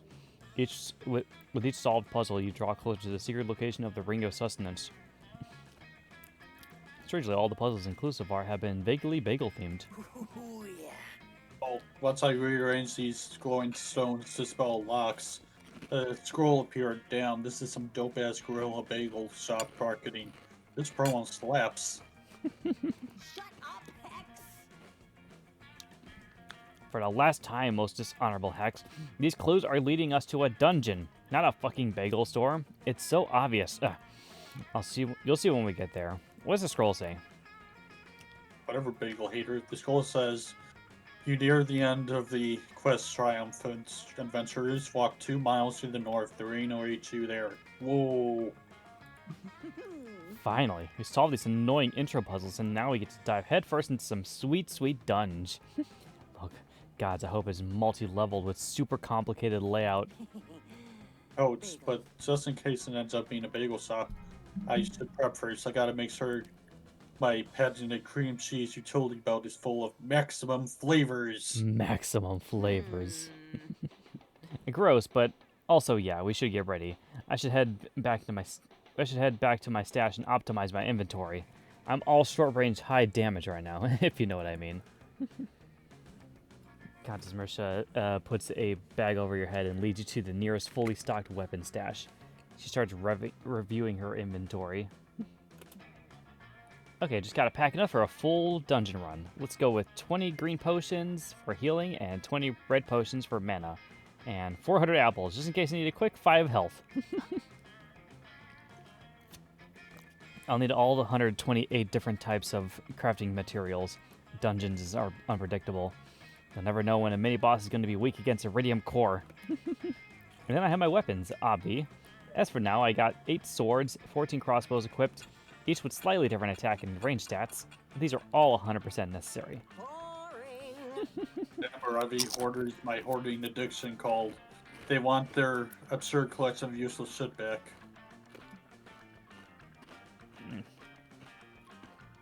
Okay, I have one last inventory spot open. Oh, I know. I'll take the Axe of Golden Demise. I looted off a Lightning Warlock mini-boss last week.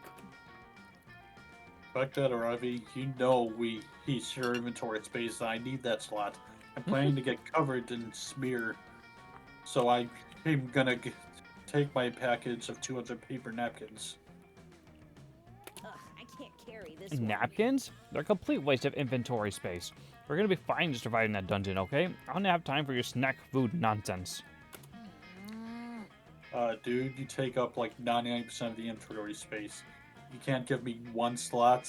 Where do you learn how to share? The toilet store? Toilet school, I mean.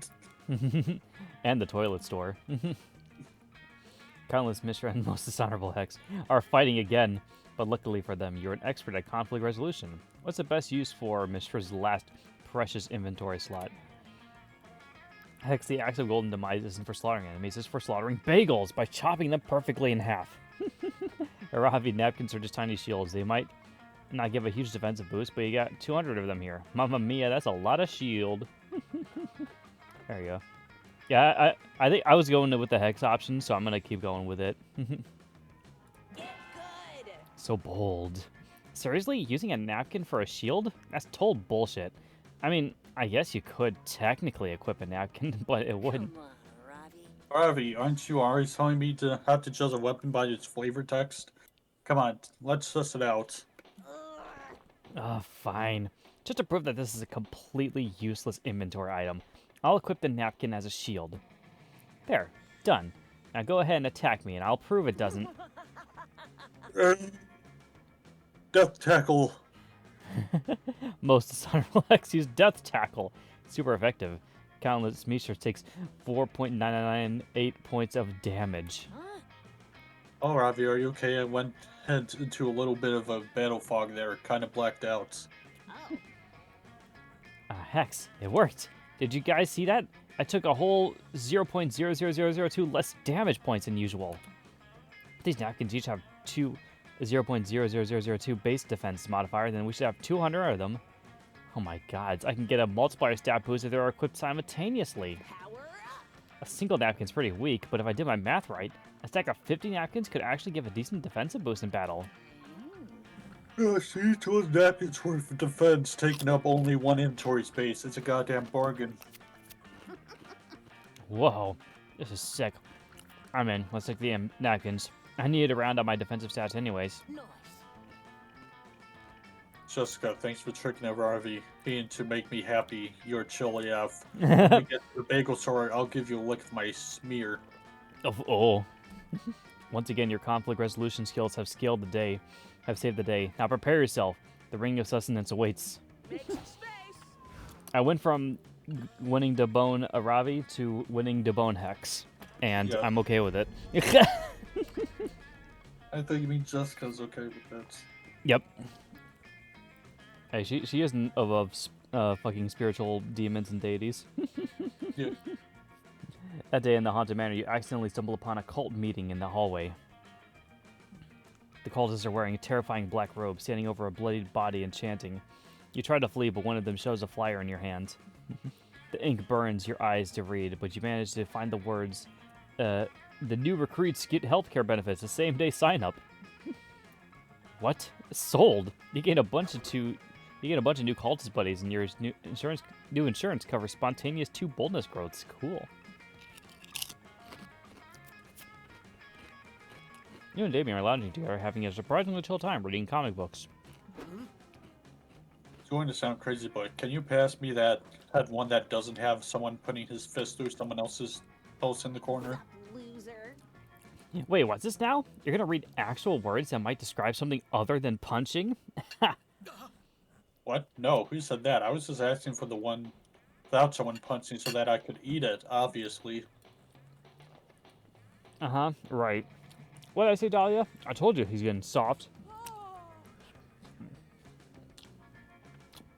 But not so soft, that you still won't come sand straggling and ocean kicking with us tonight, right? My biceps are ready to choke that sand right out. And I got special boots made with spikes at the bottom and the sides and the top, so I can really show those waves who's boss. Well, that does sound great, but But speaking of the ocean, I was actually going to watch the documentary on dolphins tonight. I'm making popcorn back, baking dolphin-shaped cookies if you want to join. on. Wow, you changed, Damien. It's no wonder the wildfire hasn't appeared to you yet. What do you mean? I know you've been on the hunt for the elusive wildfire. I know it's thus far eluded you. And I also know why. You are unworthy. The wildfire only appears to those who are badass enough to be worthy of its unbridled glory and untamed majesty. No one is ready for Dahlia. It's true. I was just in the woods the other day playing with matches, and suddenly out of nowhere, the wildfire just appeared. It was one of those most magical moments of my life. There's nothing like seeing a wildfire out in its natural habitat. Too bad you'll never see it. Face it, Damien, you're just not metal anymore. Not metal, not metal. I'll show the pose who's not metal. I'll show that who is metal. It's me. I'm so metal now to prove it by becoming worth the wildfire. But how?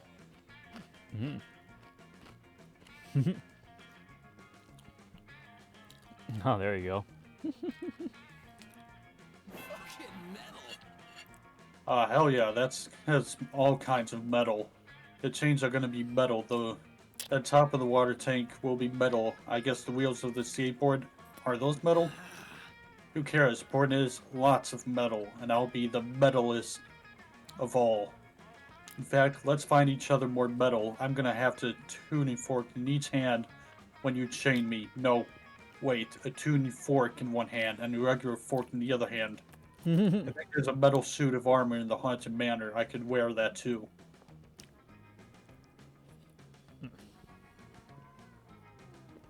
Hold on. There you go. You managed to convince Damien not to put on a heavy suit of armor before you lock him in a tank full of water. Which is good, because you can't smooch him if he drowns. I mean, I bet you could, but you're not really into that, so it's better if he survives.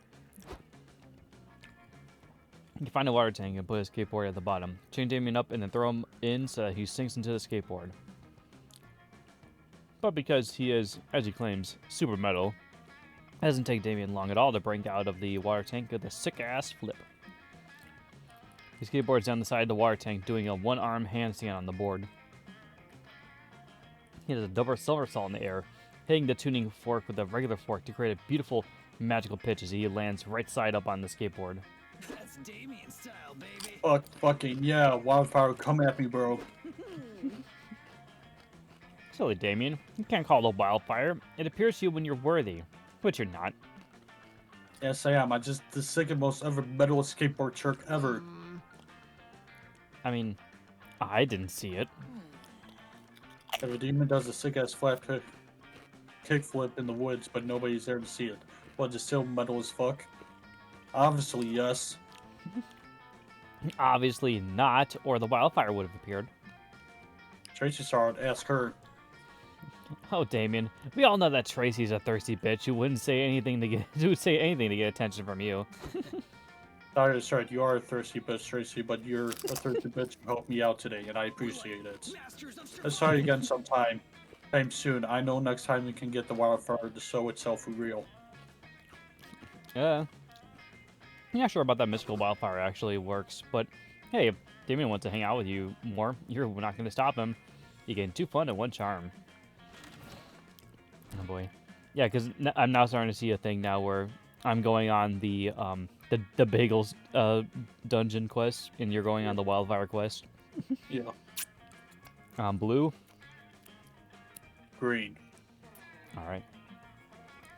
Which color, if used in lingerie, would be the least sexy? Ooh. Green's always least sexy, so. I mean, also, Vert is the one who usually wears green, so of course. I will let you take that one. What's that supposed to mean? Well, I'm saying she would obviously, you know, like, because of your point here, she would be the one in the sexiest because she's wearing green.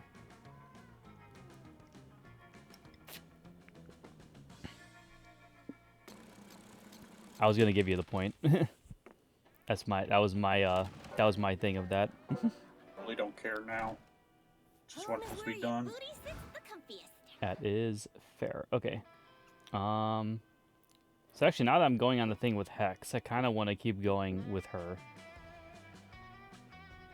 Yeah, so I'm actually gonna skip. I'm gonna go with her on her thing now. Scusi. You wander over to the campfire that's specifically reserved for campers 21 years or older. You show your ID to the bouncer, and you find Joy and Ravi, also a box of wine. All right. Give me a second. Whew. All right, I'm ready. I buffed my defense stat earlier. Do it. Punch me in the face. Oh, the furry outfit on her is interesting here. I don't know. I don't think I can do this. You're moving around too much. Stay still, you frickin' babe.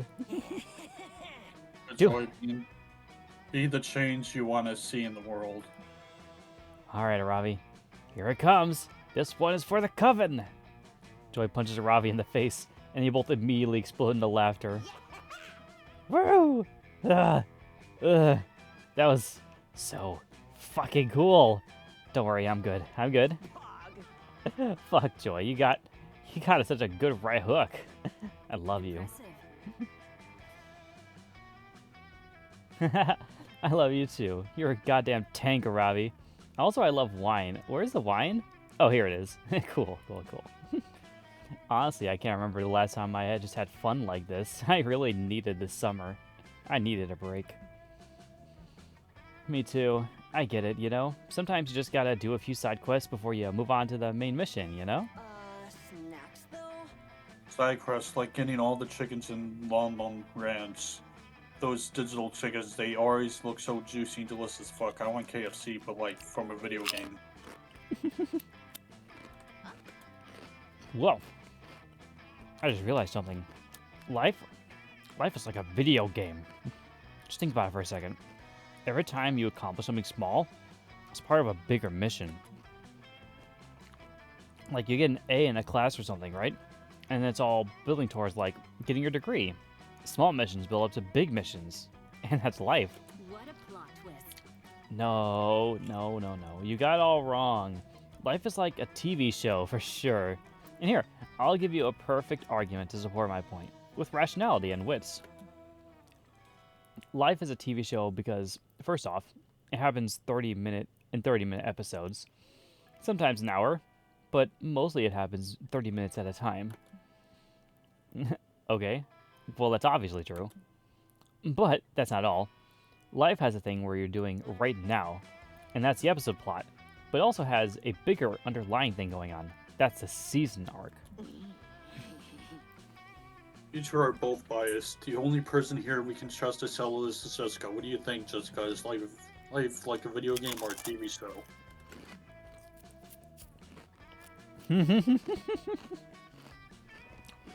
Nature has seasons. TV shows have seasons. I rest my case.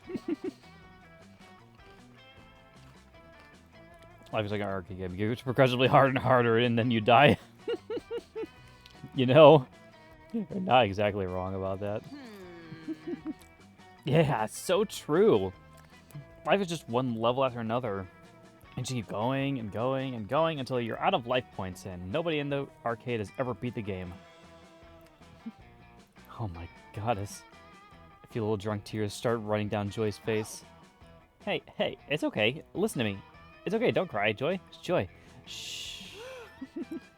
You get sad because you remember that they discounted French Toast Crunch and cereal, because that's the only reasonable thing to cry about. I'm sorry, guys. It's just that level thing. Like, if I think about life like that, then each villain that the Coven takes down is like a level, right?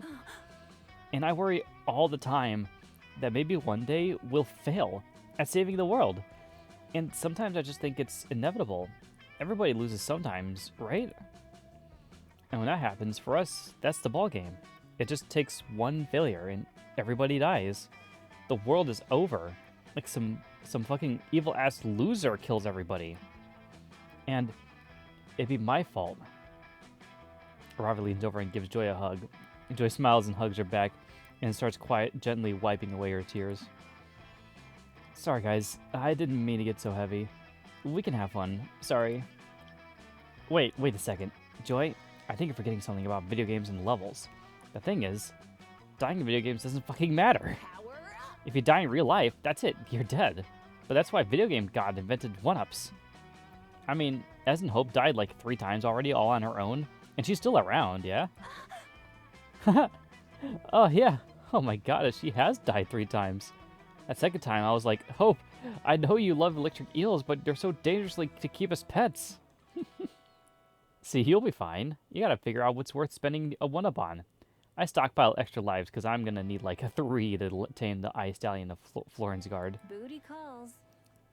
Well, I kinda want to know what it's like to be drained by a vampire. It's super lethal, but Dimitri says it's the height of immortal pleasure. I'll just use a 1-up. I mean, I guess you were pretty great. I think I've proven my point. Life is like a video game, and I'm pretty happy that I got teammates to rely on too. Thanks, Hex, and thanks, Jessica. You're on Team Ravi. That means 1, you get access to Ravi's near infinite stock of 1-up potions, effectively making you immortal. And 2, you get to snog her sometimes. Nice. Let's start a fire. But like a campfire.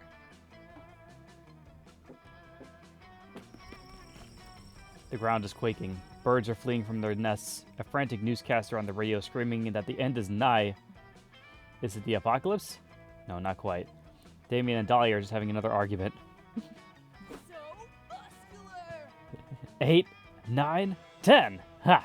I licked the campfire 10 times and you said I couldn't. But as I have proven time and time again, I can do anything. What a noob. Oh, the best that you can't lick the campfire 10 times without burning your tongue.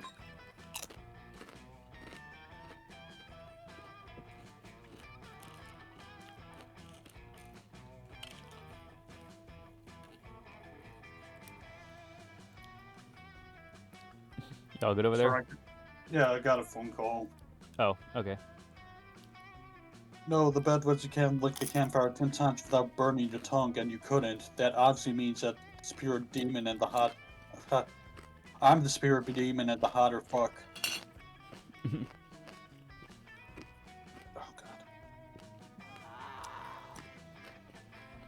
god. You couldn't prove that my tongue hasn't always been this black and bleeding. This bet wasn't fair. Face it though. Anything Hayden can do, I can do better. Give me 10 minutes along home with the campfire, and I guarantee you I'll tongue it to perfection. Oh boy. Okay, first of all, ew. Second of all, you got to choose that last bet. It's my turn to make you look like a little bitch. Ooh, I bet you can't stab your hand 16 times without screaming. We did that one last night. I still have the knife sticking out of my palm, stupid. Oh, right. I thought that was just a weird new piercing. Who said it isn't? Wait, I got it. I bet you can't fit 12 whole marshmallows in your mouth. No way you're getting out of this one, you little red weenie.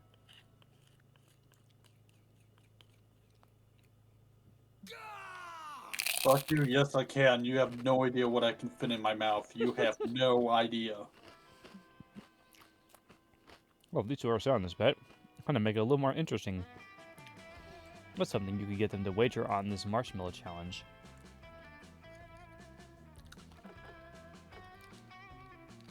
Oh, there we go.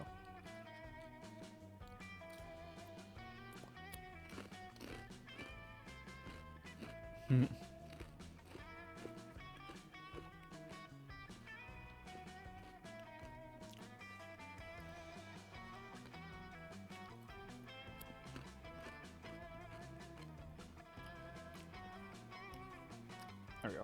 Okay.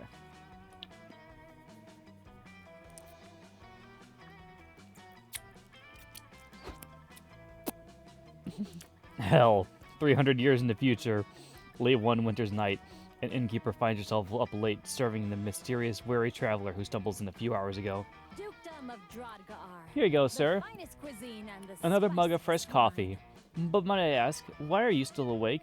It's nearly midnight. I traveled through hell and back. True, but I must be awake at dawn if I want to continue my journey. It would be much easier to stay up through the night, though I do grow exhausted. My hometown. Is that so? Well, there's an old story that my grandfather told me that would keep me awake for weeks. Let's see if it still works for you.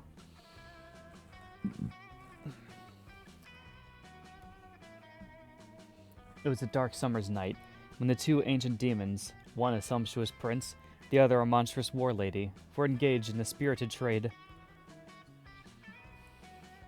The war lady offered a prince of her 100 of her most loyal soldiers, men and women who had spent their lives bathed in blood and honor, as a show of good faith for her bet.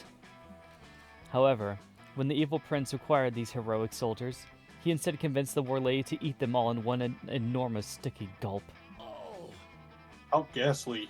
Were there any survivors? None. When the scene was found later, all that remained were their uniforms, covered in blood and grime, and a note which said, "Eat up, you blue fuckface." What a terrifying letter. Surely such a horrible story can't be true. Yes, perhaps it was just an old wives' tale. I still remember where I wake up from the nightmares, hearing the war lady's beastly chewing and the prince's cackle on the breeze. Meanwhile, back in the present, 10, 11, 12. Holy crap, he really did it. You fucking timid, you're talking to that fuck. Dude, spit the marshmallows out. We can't understand anything you're saying. Heck, Chewy. Okay, Chewy Cap, I fucking told you fucking fuck us. I did it. That's what I said. Listen up, noobs. Now, hand over those soldiers, Alia. Time for you to get a taste of military food. And you still think Damien's smoking hot, even with the globs of gooey chewed up marshmallow on his lips. Young love, so reckless, so stupid. Bring out your flasks. Alright, we're gonna gamble. Weekend arrives, and so it's time to visit Juan, the small magical Latino cat. Luke is here. Welcome to my bar. Really, I don't know who in their right mind would take such a risk. I would. I guess you have more thirst than common sense. Yes, I'm very thirsty all the time. Anyway, check this drink out. Ooh, phobia shots. The mystery box. I'm gonna take the shots. That sounds fine.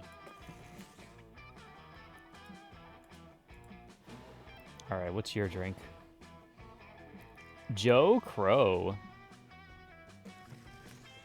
Or the mystery box. Okay. Curious. Okay, I go first. Let's do some phobia shots, yeah. You know what they say, if you can't come over your fears, drink them. Overcome Exactly. your fears. Cheers to you. Doing so that was so bold. Oh yeah. I'm so bold, dude. What the fuck is this? Legendary piece of magical booze. Swear to drink with your friends, but beware, it will rock you to the very core. When the effect goes away, you'll be so affected between it will be as if All you your changed stats between yourselves? Oh boy. Oh, this is gonna do some interesting stuff. I still got good, bold, and fun, so I'm okay with that. Yeah, that's me too. So yeah, that works out for me pretty well actually. Apparently, I have grown a lot smarter though, so that's interesting. Fictional character. So I think we basically just swapped stats is what it did. Okay, a fictional character. This time I'm gonna go with Shadow the Hedgehog. Miku. Okay. Which character Jessica is the most similar to? Start debating now. Well, I suppose you got it. I mean, Miku is an idol, and she's also an anime girl, so... So many choices. And she can also have a ponytail, so I think it beats out Shadow at least. Yes. Oh, boy. Alright, you get to choose first.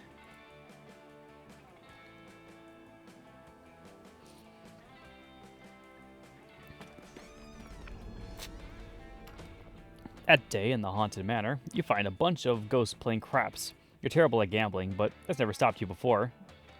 You face off against the craps champion, slam all your chips down on the table, and cry out, "I bet my immortal soul!" Everyone gasps, and someone says, "Dude, chill, we're just like playing to have fun. Nobody's even betting real money." Oh, yeah, these are such low-stakes betting around camp. Honestly, such a relief. You bet 2 boldness against the champion instead, and you win. You're resorting your collection of Pokemon cards, thinking wistfully to... Pokemon cards, there you go. Thinking wistfully of the Terry Taxman you once traded for an Arctic colonialist Ernest Shackleton. When you're interrupted... There you are, Trisha. I've been looking everywhere for you. Those worms worm your heart more than any fire ever could. Even more than the wildfire for which Damien is presumably searching desperately for once more. I'm searching desperately for the wildfire once more. And there it is.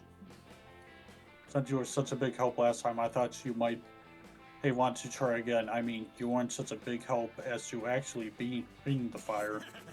But I did appreciate your pouring enthusiasm, mostly if I do find the wildfire, I'm going to need a witness to prove it.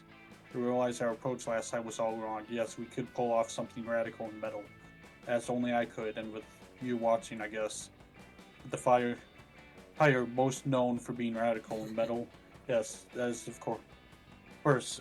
Yes, of course it is, but it is also known for being dangerous and reckless, obeying no laws and fearing nothing. The wildfire would not appear simply for those who are radical in metal, or it totally would have already come to me. And you do something truly unmistakably dangerous and reckless to lure the sneaky wildfire out. Any thoughts? You're so tempted to tell Damien that the appearance of the wildfire is based on weather and foliage, not worthiness, and Aravia is just fucking with him. But doing so, that would be against your own interests, and since it would cut short this valuable bonding time. So you make up for some reckless, dangerous, stupid bullshit, because apparently putting your crush in danger is worth it for you, as long as you can do shenanigans with him. You should really do some introspection about this later, vis-a-vis your priorities and ethics. But for now, you pitch Damien the best idea you've got. Well, expensive university. Declare a useless major has no job security. So reckless. Someone truly reckless to travel at 150 miles in a Ferrari being driven by a cat. Cats do not give a fuck. Fucking metal.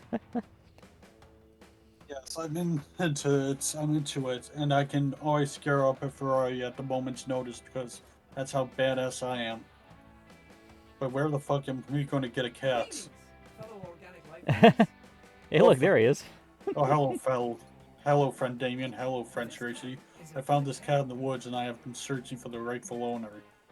Well, you found him. That's me, the rightful owner of this cat. Is that true, friend Damien? You do not seem like the type to volunteer to take care of a small, helpless creature with love and care. Fair. Well, according to some people, I've completely changed and I'm no longer a hardcore badass, so I I need this cat to lean into that and complete my transformation into a responsible, non-reckless person. I'm so glad to hear that. I will return to the cat to you. I feel like we have much more in common now that I know that you care for this cat the way I care for my plants. Yeah. Yes, of course, I'm not going to do anything reckless or dangerous with this cat. Definitely. Smash cut 2. Wait, did Damien just say smash cut? Oh shit, that was a smash cut somehow. You're now speeding down a highway at 200 miles per hour in a Ferrari driven by a cat. Driven is in quotes because the cat has no thumbs and there's a little pause. It doesn't reach the gas pedal. So it's a cat in the driver's seat and Damien's foot fucking gunning the Ferrari. The Ferrari crashes spectacularly, of course. You escape unscathed because you're the protagonist of your own life. Damien does a dive roll at the Ferrari, clutching the cat into his chest. That's Damien style, baby. Woohoo, I did. I saved the cat, proving that although I'm badass with a stone cold exterior, I have a heart of gold. Whoa, that was actually pretty sick.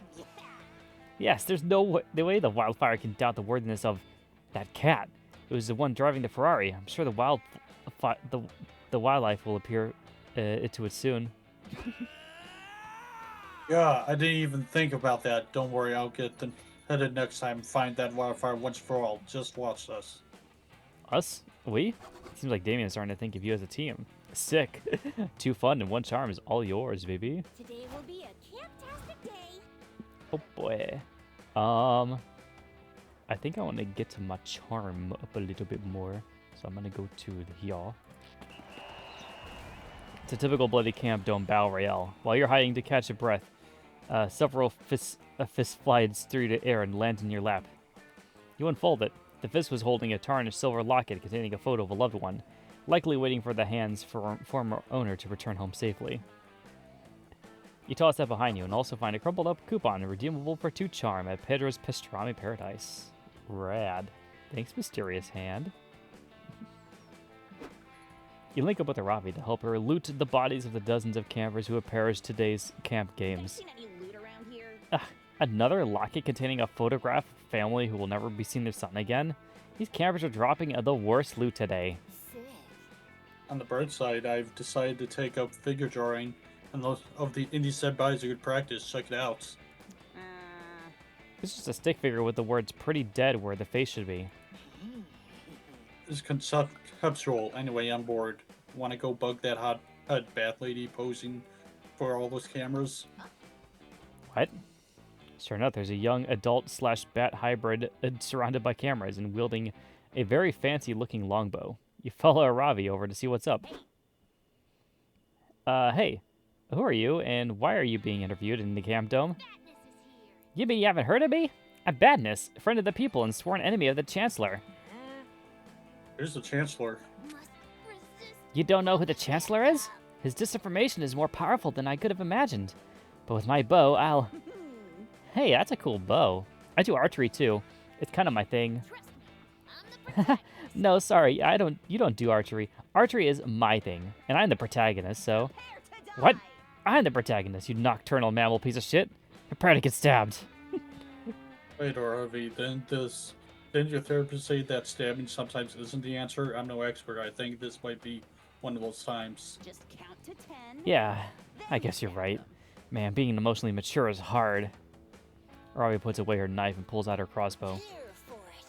Yeah, that's a great idea. Beating her in an archery contest will show her once and for all who the protagonist really is. Oh, yeah. Beat her in an archery contest. That was my plan all along. Let's do that. And so the contest begins. Ravi shoots a bullseye, and then Badness splits her arrow with another bullseye. And then Aravi splits your arrow, and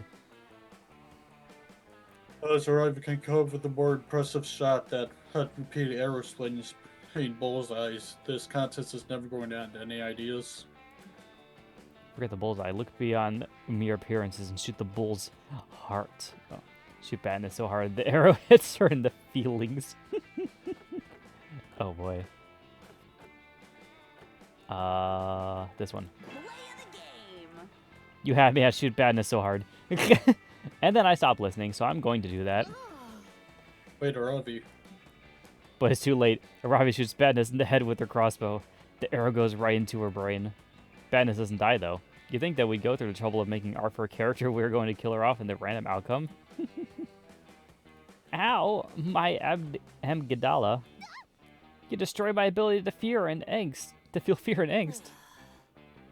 Oh no, this is what I was afraid of. Instead of killing her, you just made her even more powerful. Oh no. Like a boot. More powerful? How could you think such a thing? Don't you realize that a young adult heroine's powers are derived entirely from her fear and angst? How will I brood now? How will I dither endlessly ever which hot way to hook up with in the middle of the post-apocalyptic hellscape in which I live? How, I ask you? Foiled again. You might as well be the protagonist now. I'm useless. You turned me into a Mary Sue. Badness runs off, tragically resolute and anxiety-free. You're sure she'll be back to her old self in no time, because that's how this shit works. But in the meantime, you get 2 charm and 1 smarts. Oh boy. A song. Oh boy. What's a good song? Every time we touch by Cascada. Bruh.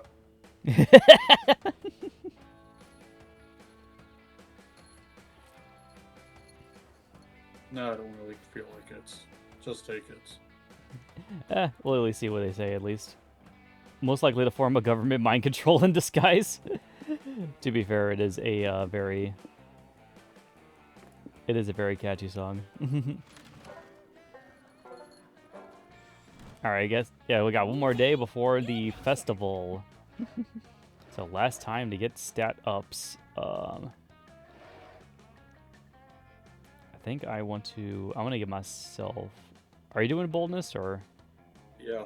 all boldness? Okay, that is fine. I'm gonna go fun. Decided to make the most of the fun inflatable toy to float around that you possibly can. You've combined many of your favorite fun things: ice cream, tabletop games, watching your enemies fail, ducks. The resulting amalgamation is certainly interesting, even if it doesn't exactly float in water. You decide to name your toy Dr. Frankenfun, or maybe you should have named it Dr. Frankenfun's monster. Just beholding the horror you created gives you 2 more fun. Afterwards, you meet up with Ravi and Hex. Ever since you received that mysterious scroll, you 3 have been on a long, arduous quest. You solved countless puzzles, found clue after clue, and prepped your inventory. Now you're about to arrive at the secret location of the Ring of Sustenance. According to the map on this, these crystal runes, the rune of sustenance should be right over the hill, and holy fuck, I smell pumpernickel. Hex is right. It's a bagel shop. There's a grand opening sign and a land of adventurers at the door, and a paper-mache bagel on a roof. Ooh, yeah. This is the best day of my entire existence. I have never felt this happy. I'm literally reaping acidic plasms right now. I can't believe I cleaned out my inventory for this.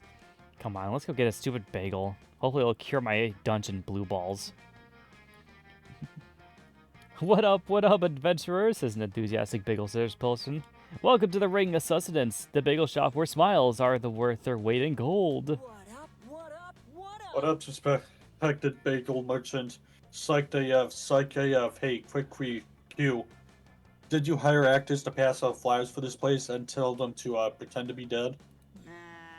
And did you create a series of elaborate clues and puzzles to mislead adventurers into thinking this was a dungeon? Yeah, we did. Sounds like you guys ran into the Holy Yeast Pilgrimage. It's our latest badass youth-oriented marketing stunt. By overcoming your quest, you proved yourself worthy of our bagels.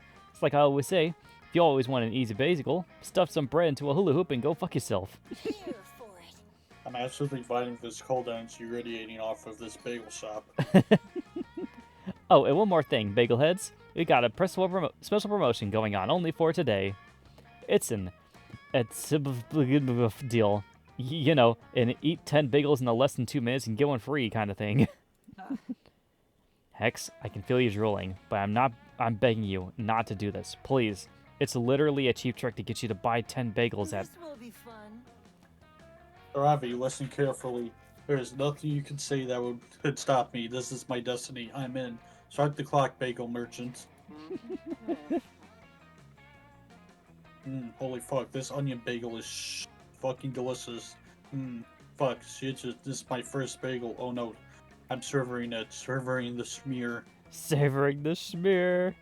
Shit, they're eating these bagels way too slow. The bagel merchant stops and watch beeps, and Hex has only ate about 7.5 bagels.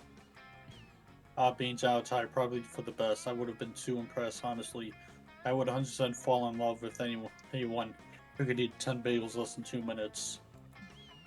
It's your chance to win Hex's love and a free bagel. Quick, how can you eat 10 fresh hot bagels in less than 2 minutes? Get some lube, coat your esophagus with it. It'll ease the bagels down, and you'll look like a kinky genius. The way it says you have to use your mouth to eat the bagels. There's other holes you could stuff the bread inside. These are both great options. I'm gonna go with the top one, though. Oh, it's not creative enough. Damn it. I fucked it. I didn't pack any lube in my inventory, so you'll have to find some yourself. Don't get me wrong, though. I think this is a horrible plan. You're in the middle of the woods, but there happens to be a nearby pharmacy right next to the bagel shop. What are the chances? You head inside. You go straight for the adult ointments aisle and buy some extra super slippery lube.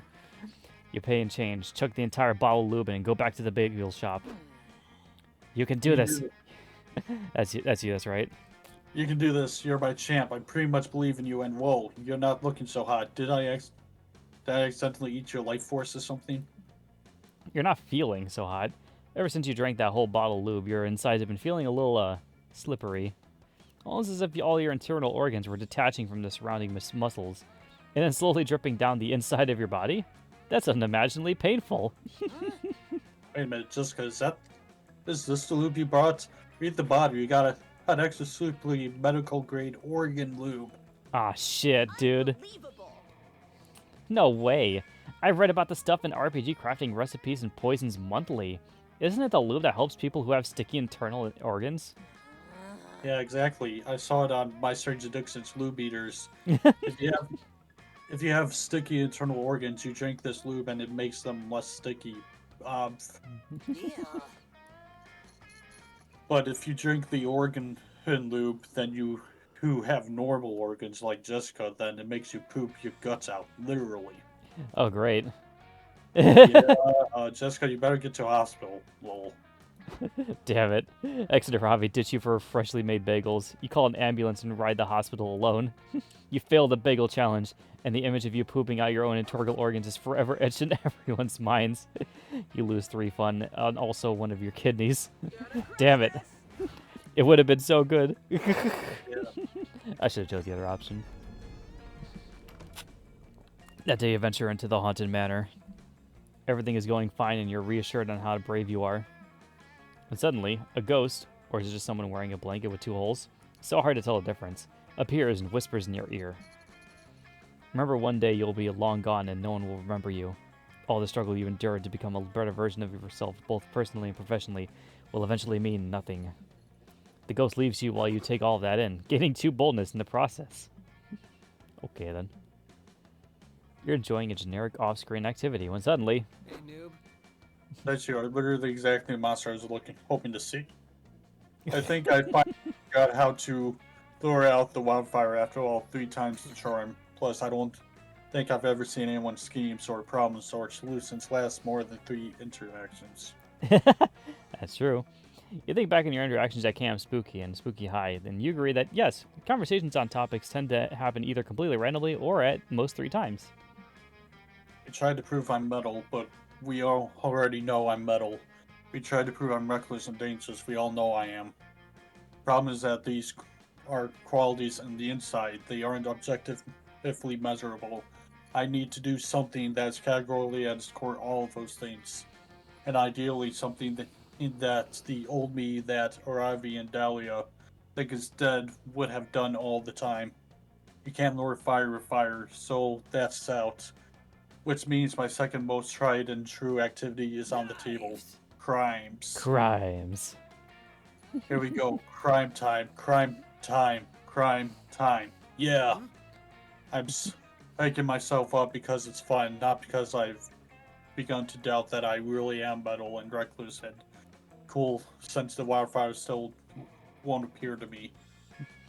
Yeah, that was convincing. What crime do you think I should do? Not because I don't know enough about crime or I'm not a crime expert and the best criminal ever, just because you've been a good hype person for me, so I want to feel included. Want you to feel included. Yet again, another very convincing show of confidence from Damien. But if your spicy bright crush needs a little extra push, you're already happy to help him out. You suggest the perfect crime. A heist. Time to steal someone's heart. The most popular crime among Gen Z. Piracy.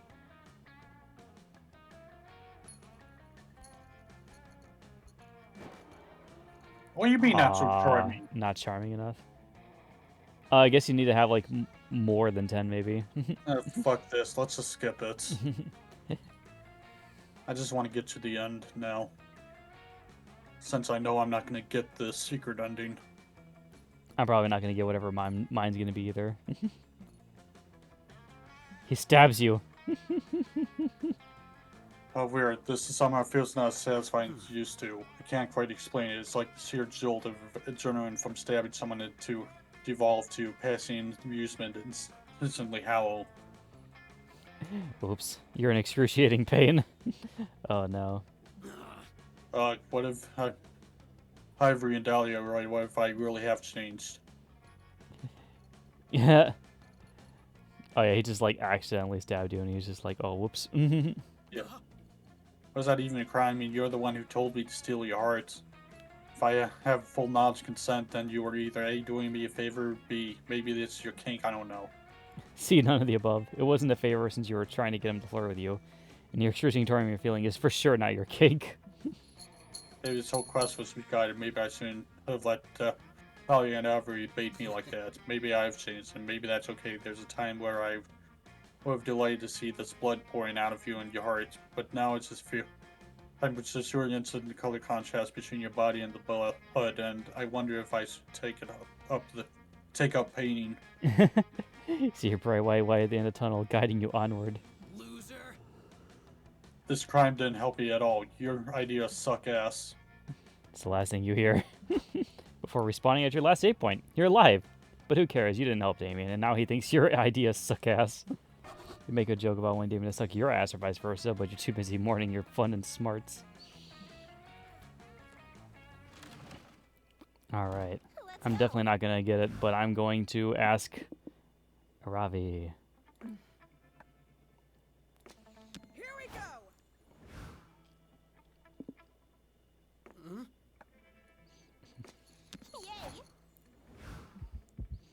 You gather courage to ask your beloved to watch a meteor shower with you. Wait, you want to be my summer fling? How do I put this? You know how I like winning at everything? Dating some people is like winning at love. Dating some people is like losing at love. Dating you would be like getting a virus in your PC and having to uninstall everything. Does that properly express how I feel about dating you? Savage. Your stats are Ah, the sharp pain of rejection.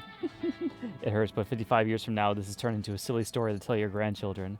They don't say a thing, of course, because they're fictional. They're not real. You never had grandchildren. You remained all alone this entire time since you lost your shot at summer love.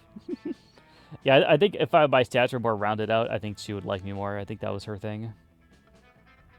You're alone. You'll die alone, and you'll spend your days telling stories about the summer camp and some imaginary grandchildren. Yikes. All right. Yeah, it's your beloved to watch the meteor shower with you. Be my summer fling, huh? That sounds fucking rad. You can do so much dangerous shit together before school starts again. Have so many terrible ideas on ways to blow shit up that I can only do with another person. So Tracy, care to be my partner in crime? Your lure would advise you to say no, but your heart says absolutely yes. Let's set the world on fire, Yay! baby. Summer camp was rad. You and Damien went on a romantic hike. Damien tried to fistfight a bear and it chased you for several miles. Or chased you two for several miles. But as you were sprinting away from the bear, praying for your life, Damien held your hand. Well, at least you won at it. Yeah. I think my thing was I just didn't have the right stats for her. Which is fine. I think Milo definitely would have been the better one for me to go to with, but I just chose wrong at the beginning, and I was just stuck with the Ravi and Hex for the whole game. I don't remember if the one thing was coming up or not. I don't know if the credits are what's it called? This is the one that's copyrighted. I will skip it. Because I've already seen it once before anyways, that's fine. Unlock Molotov cocktail.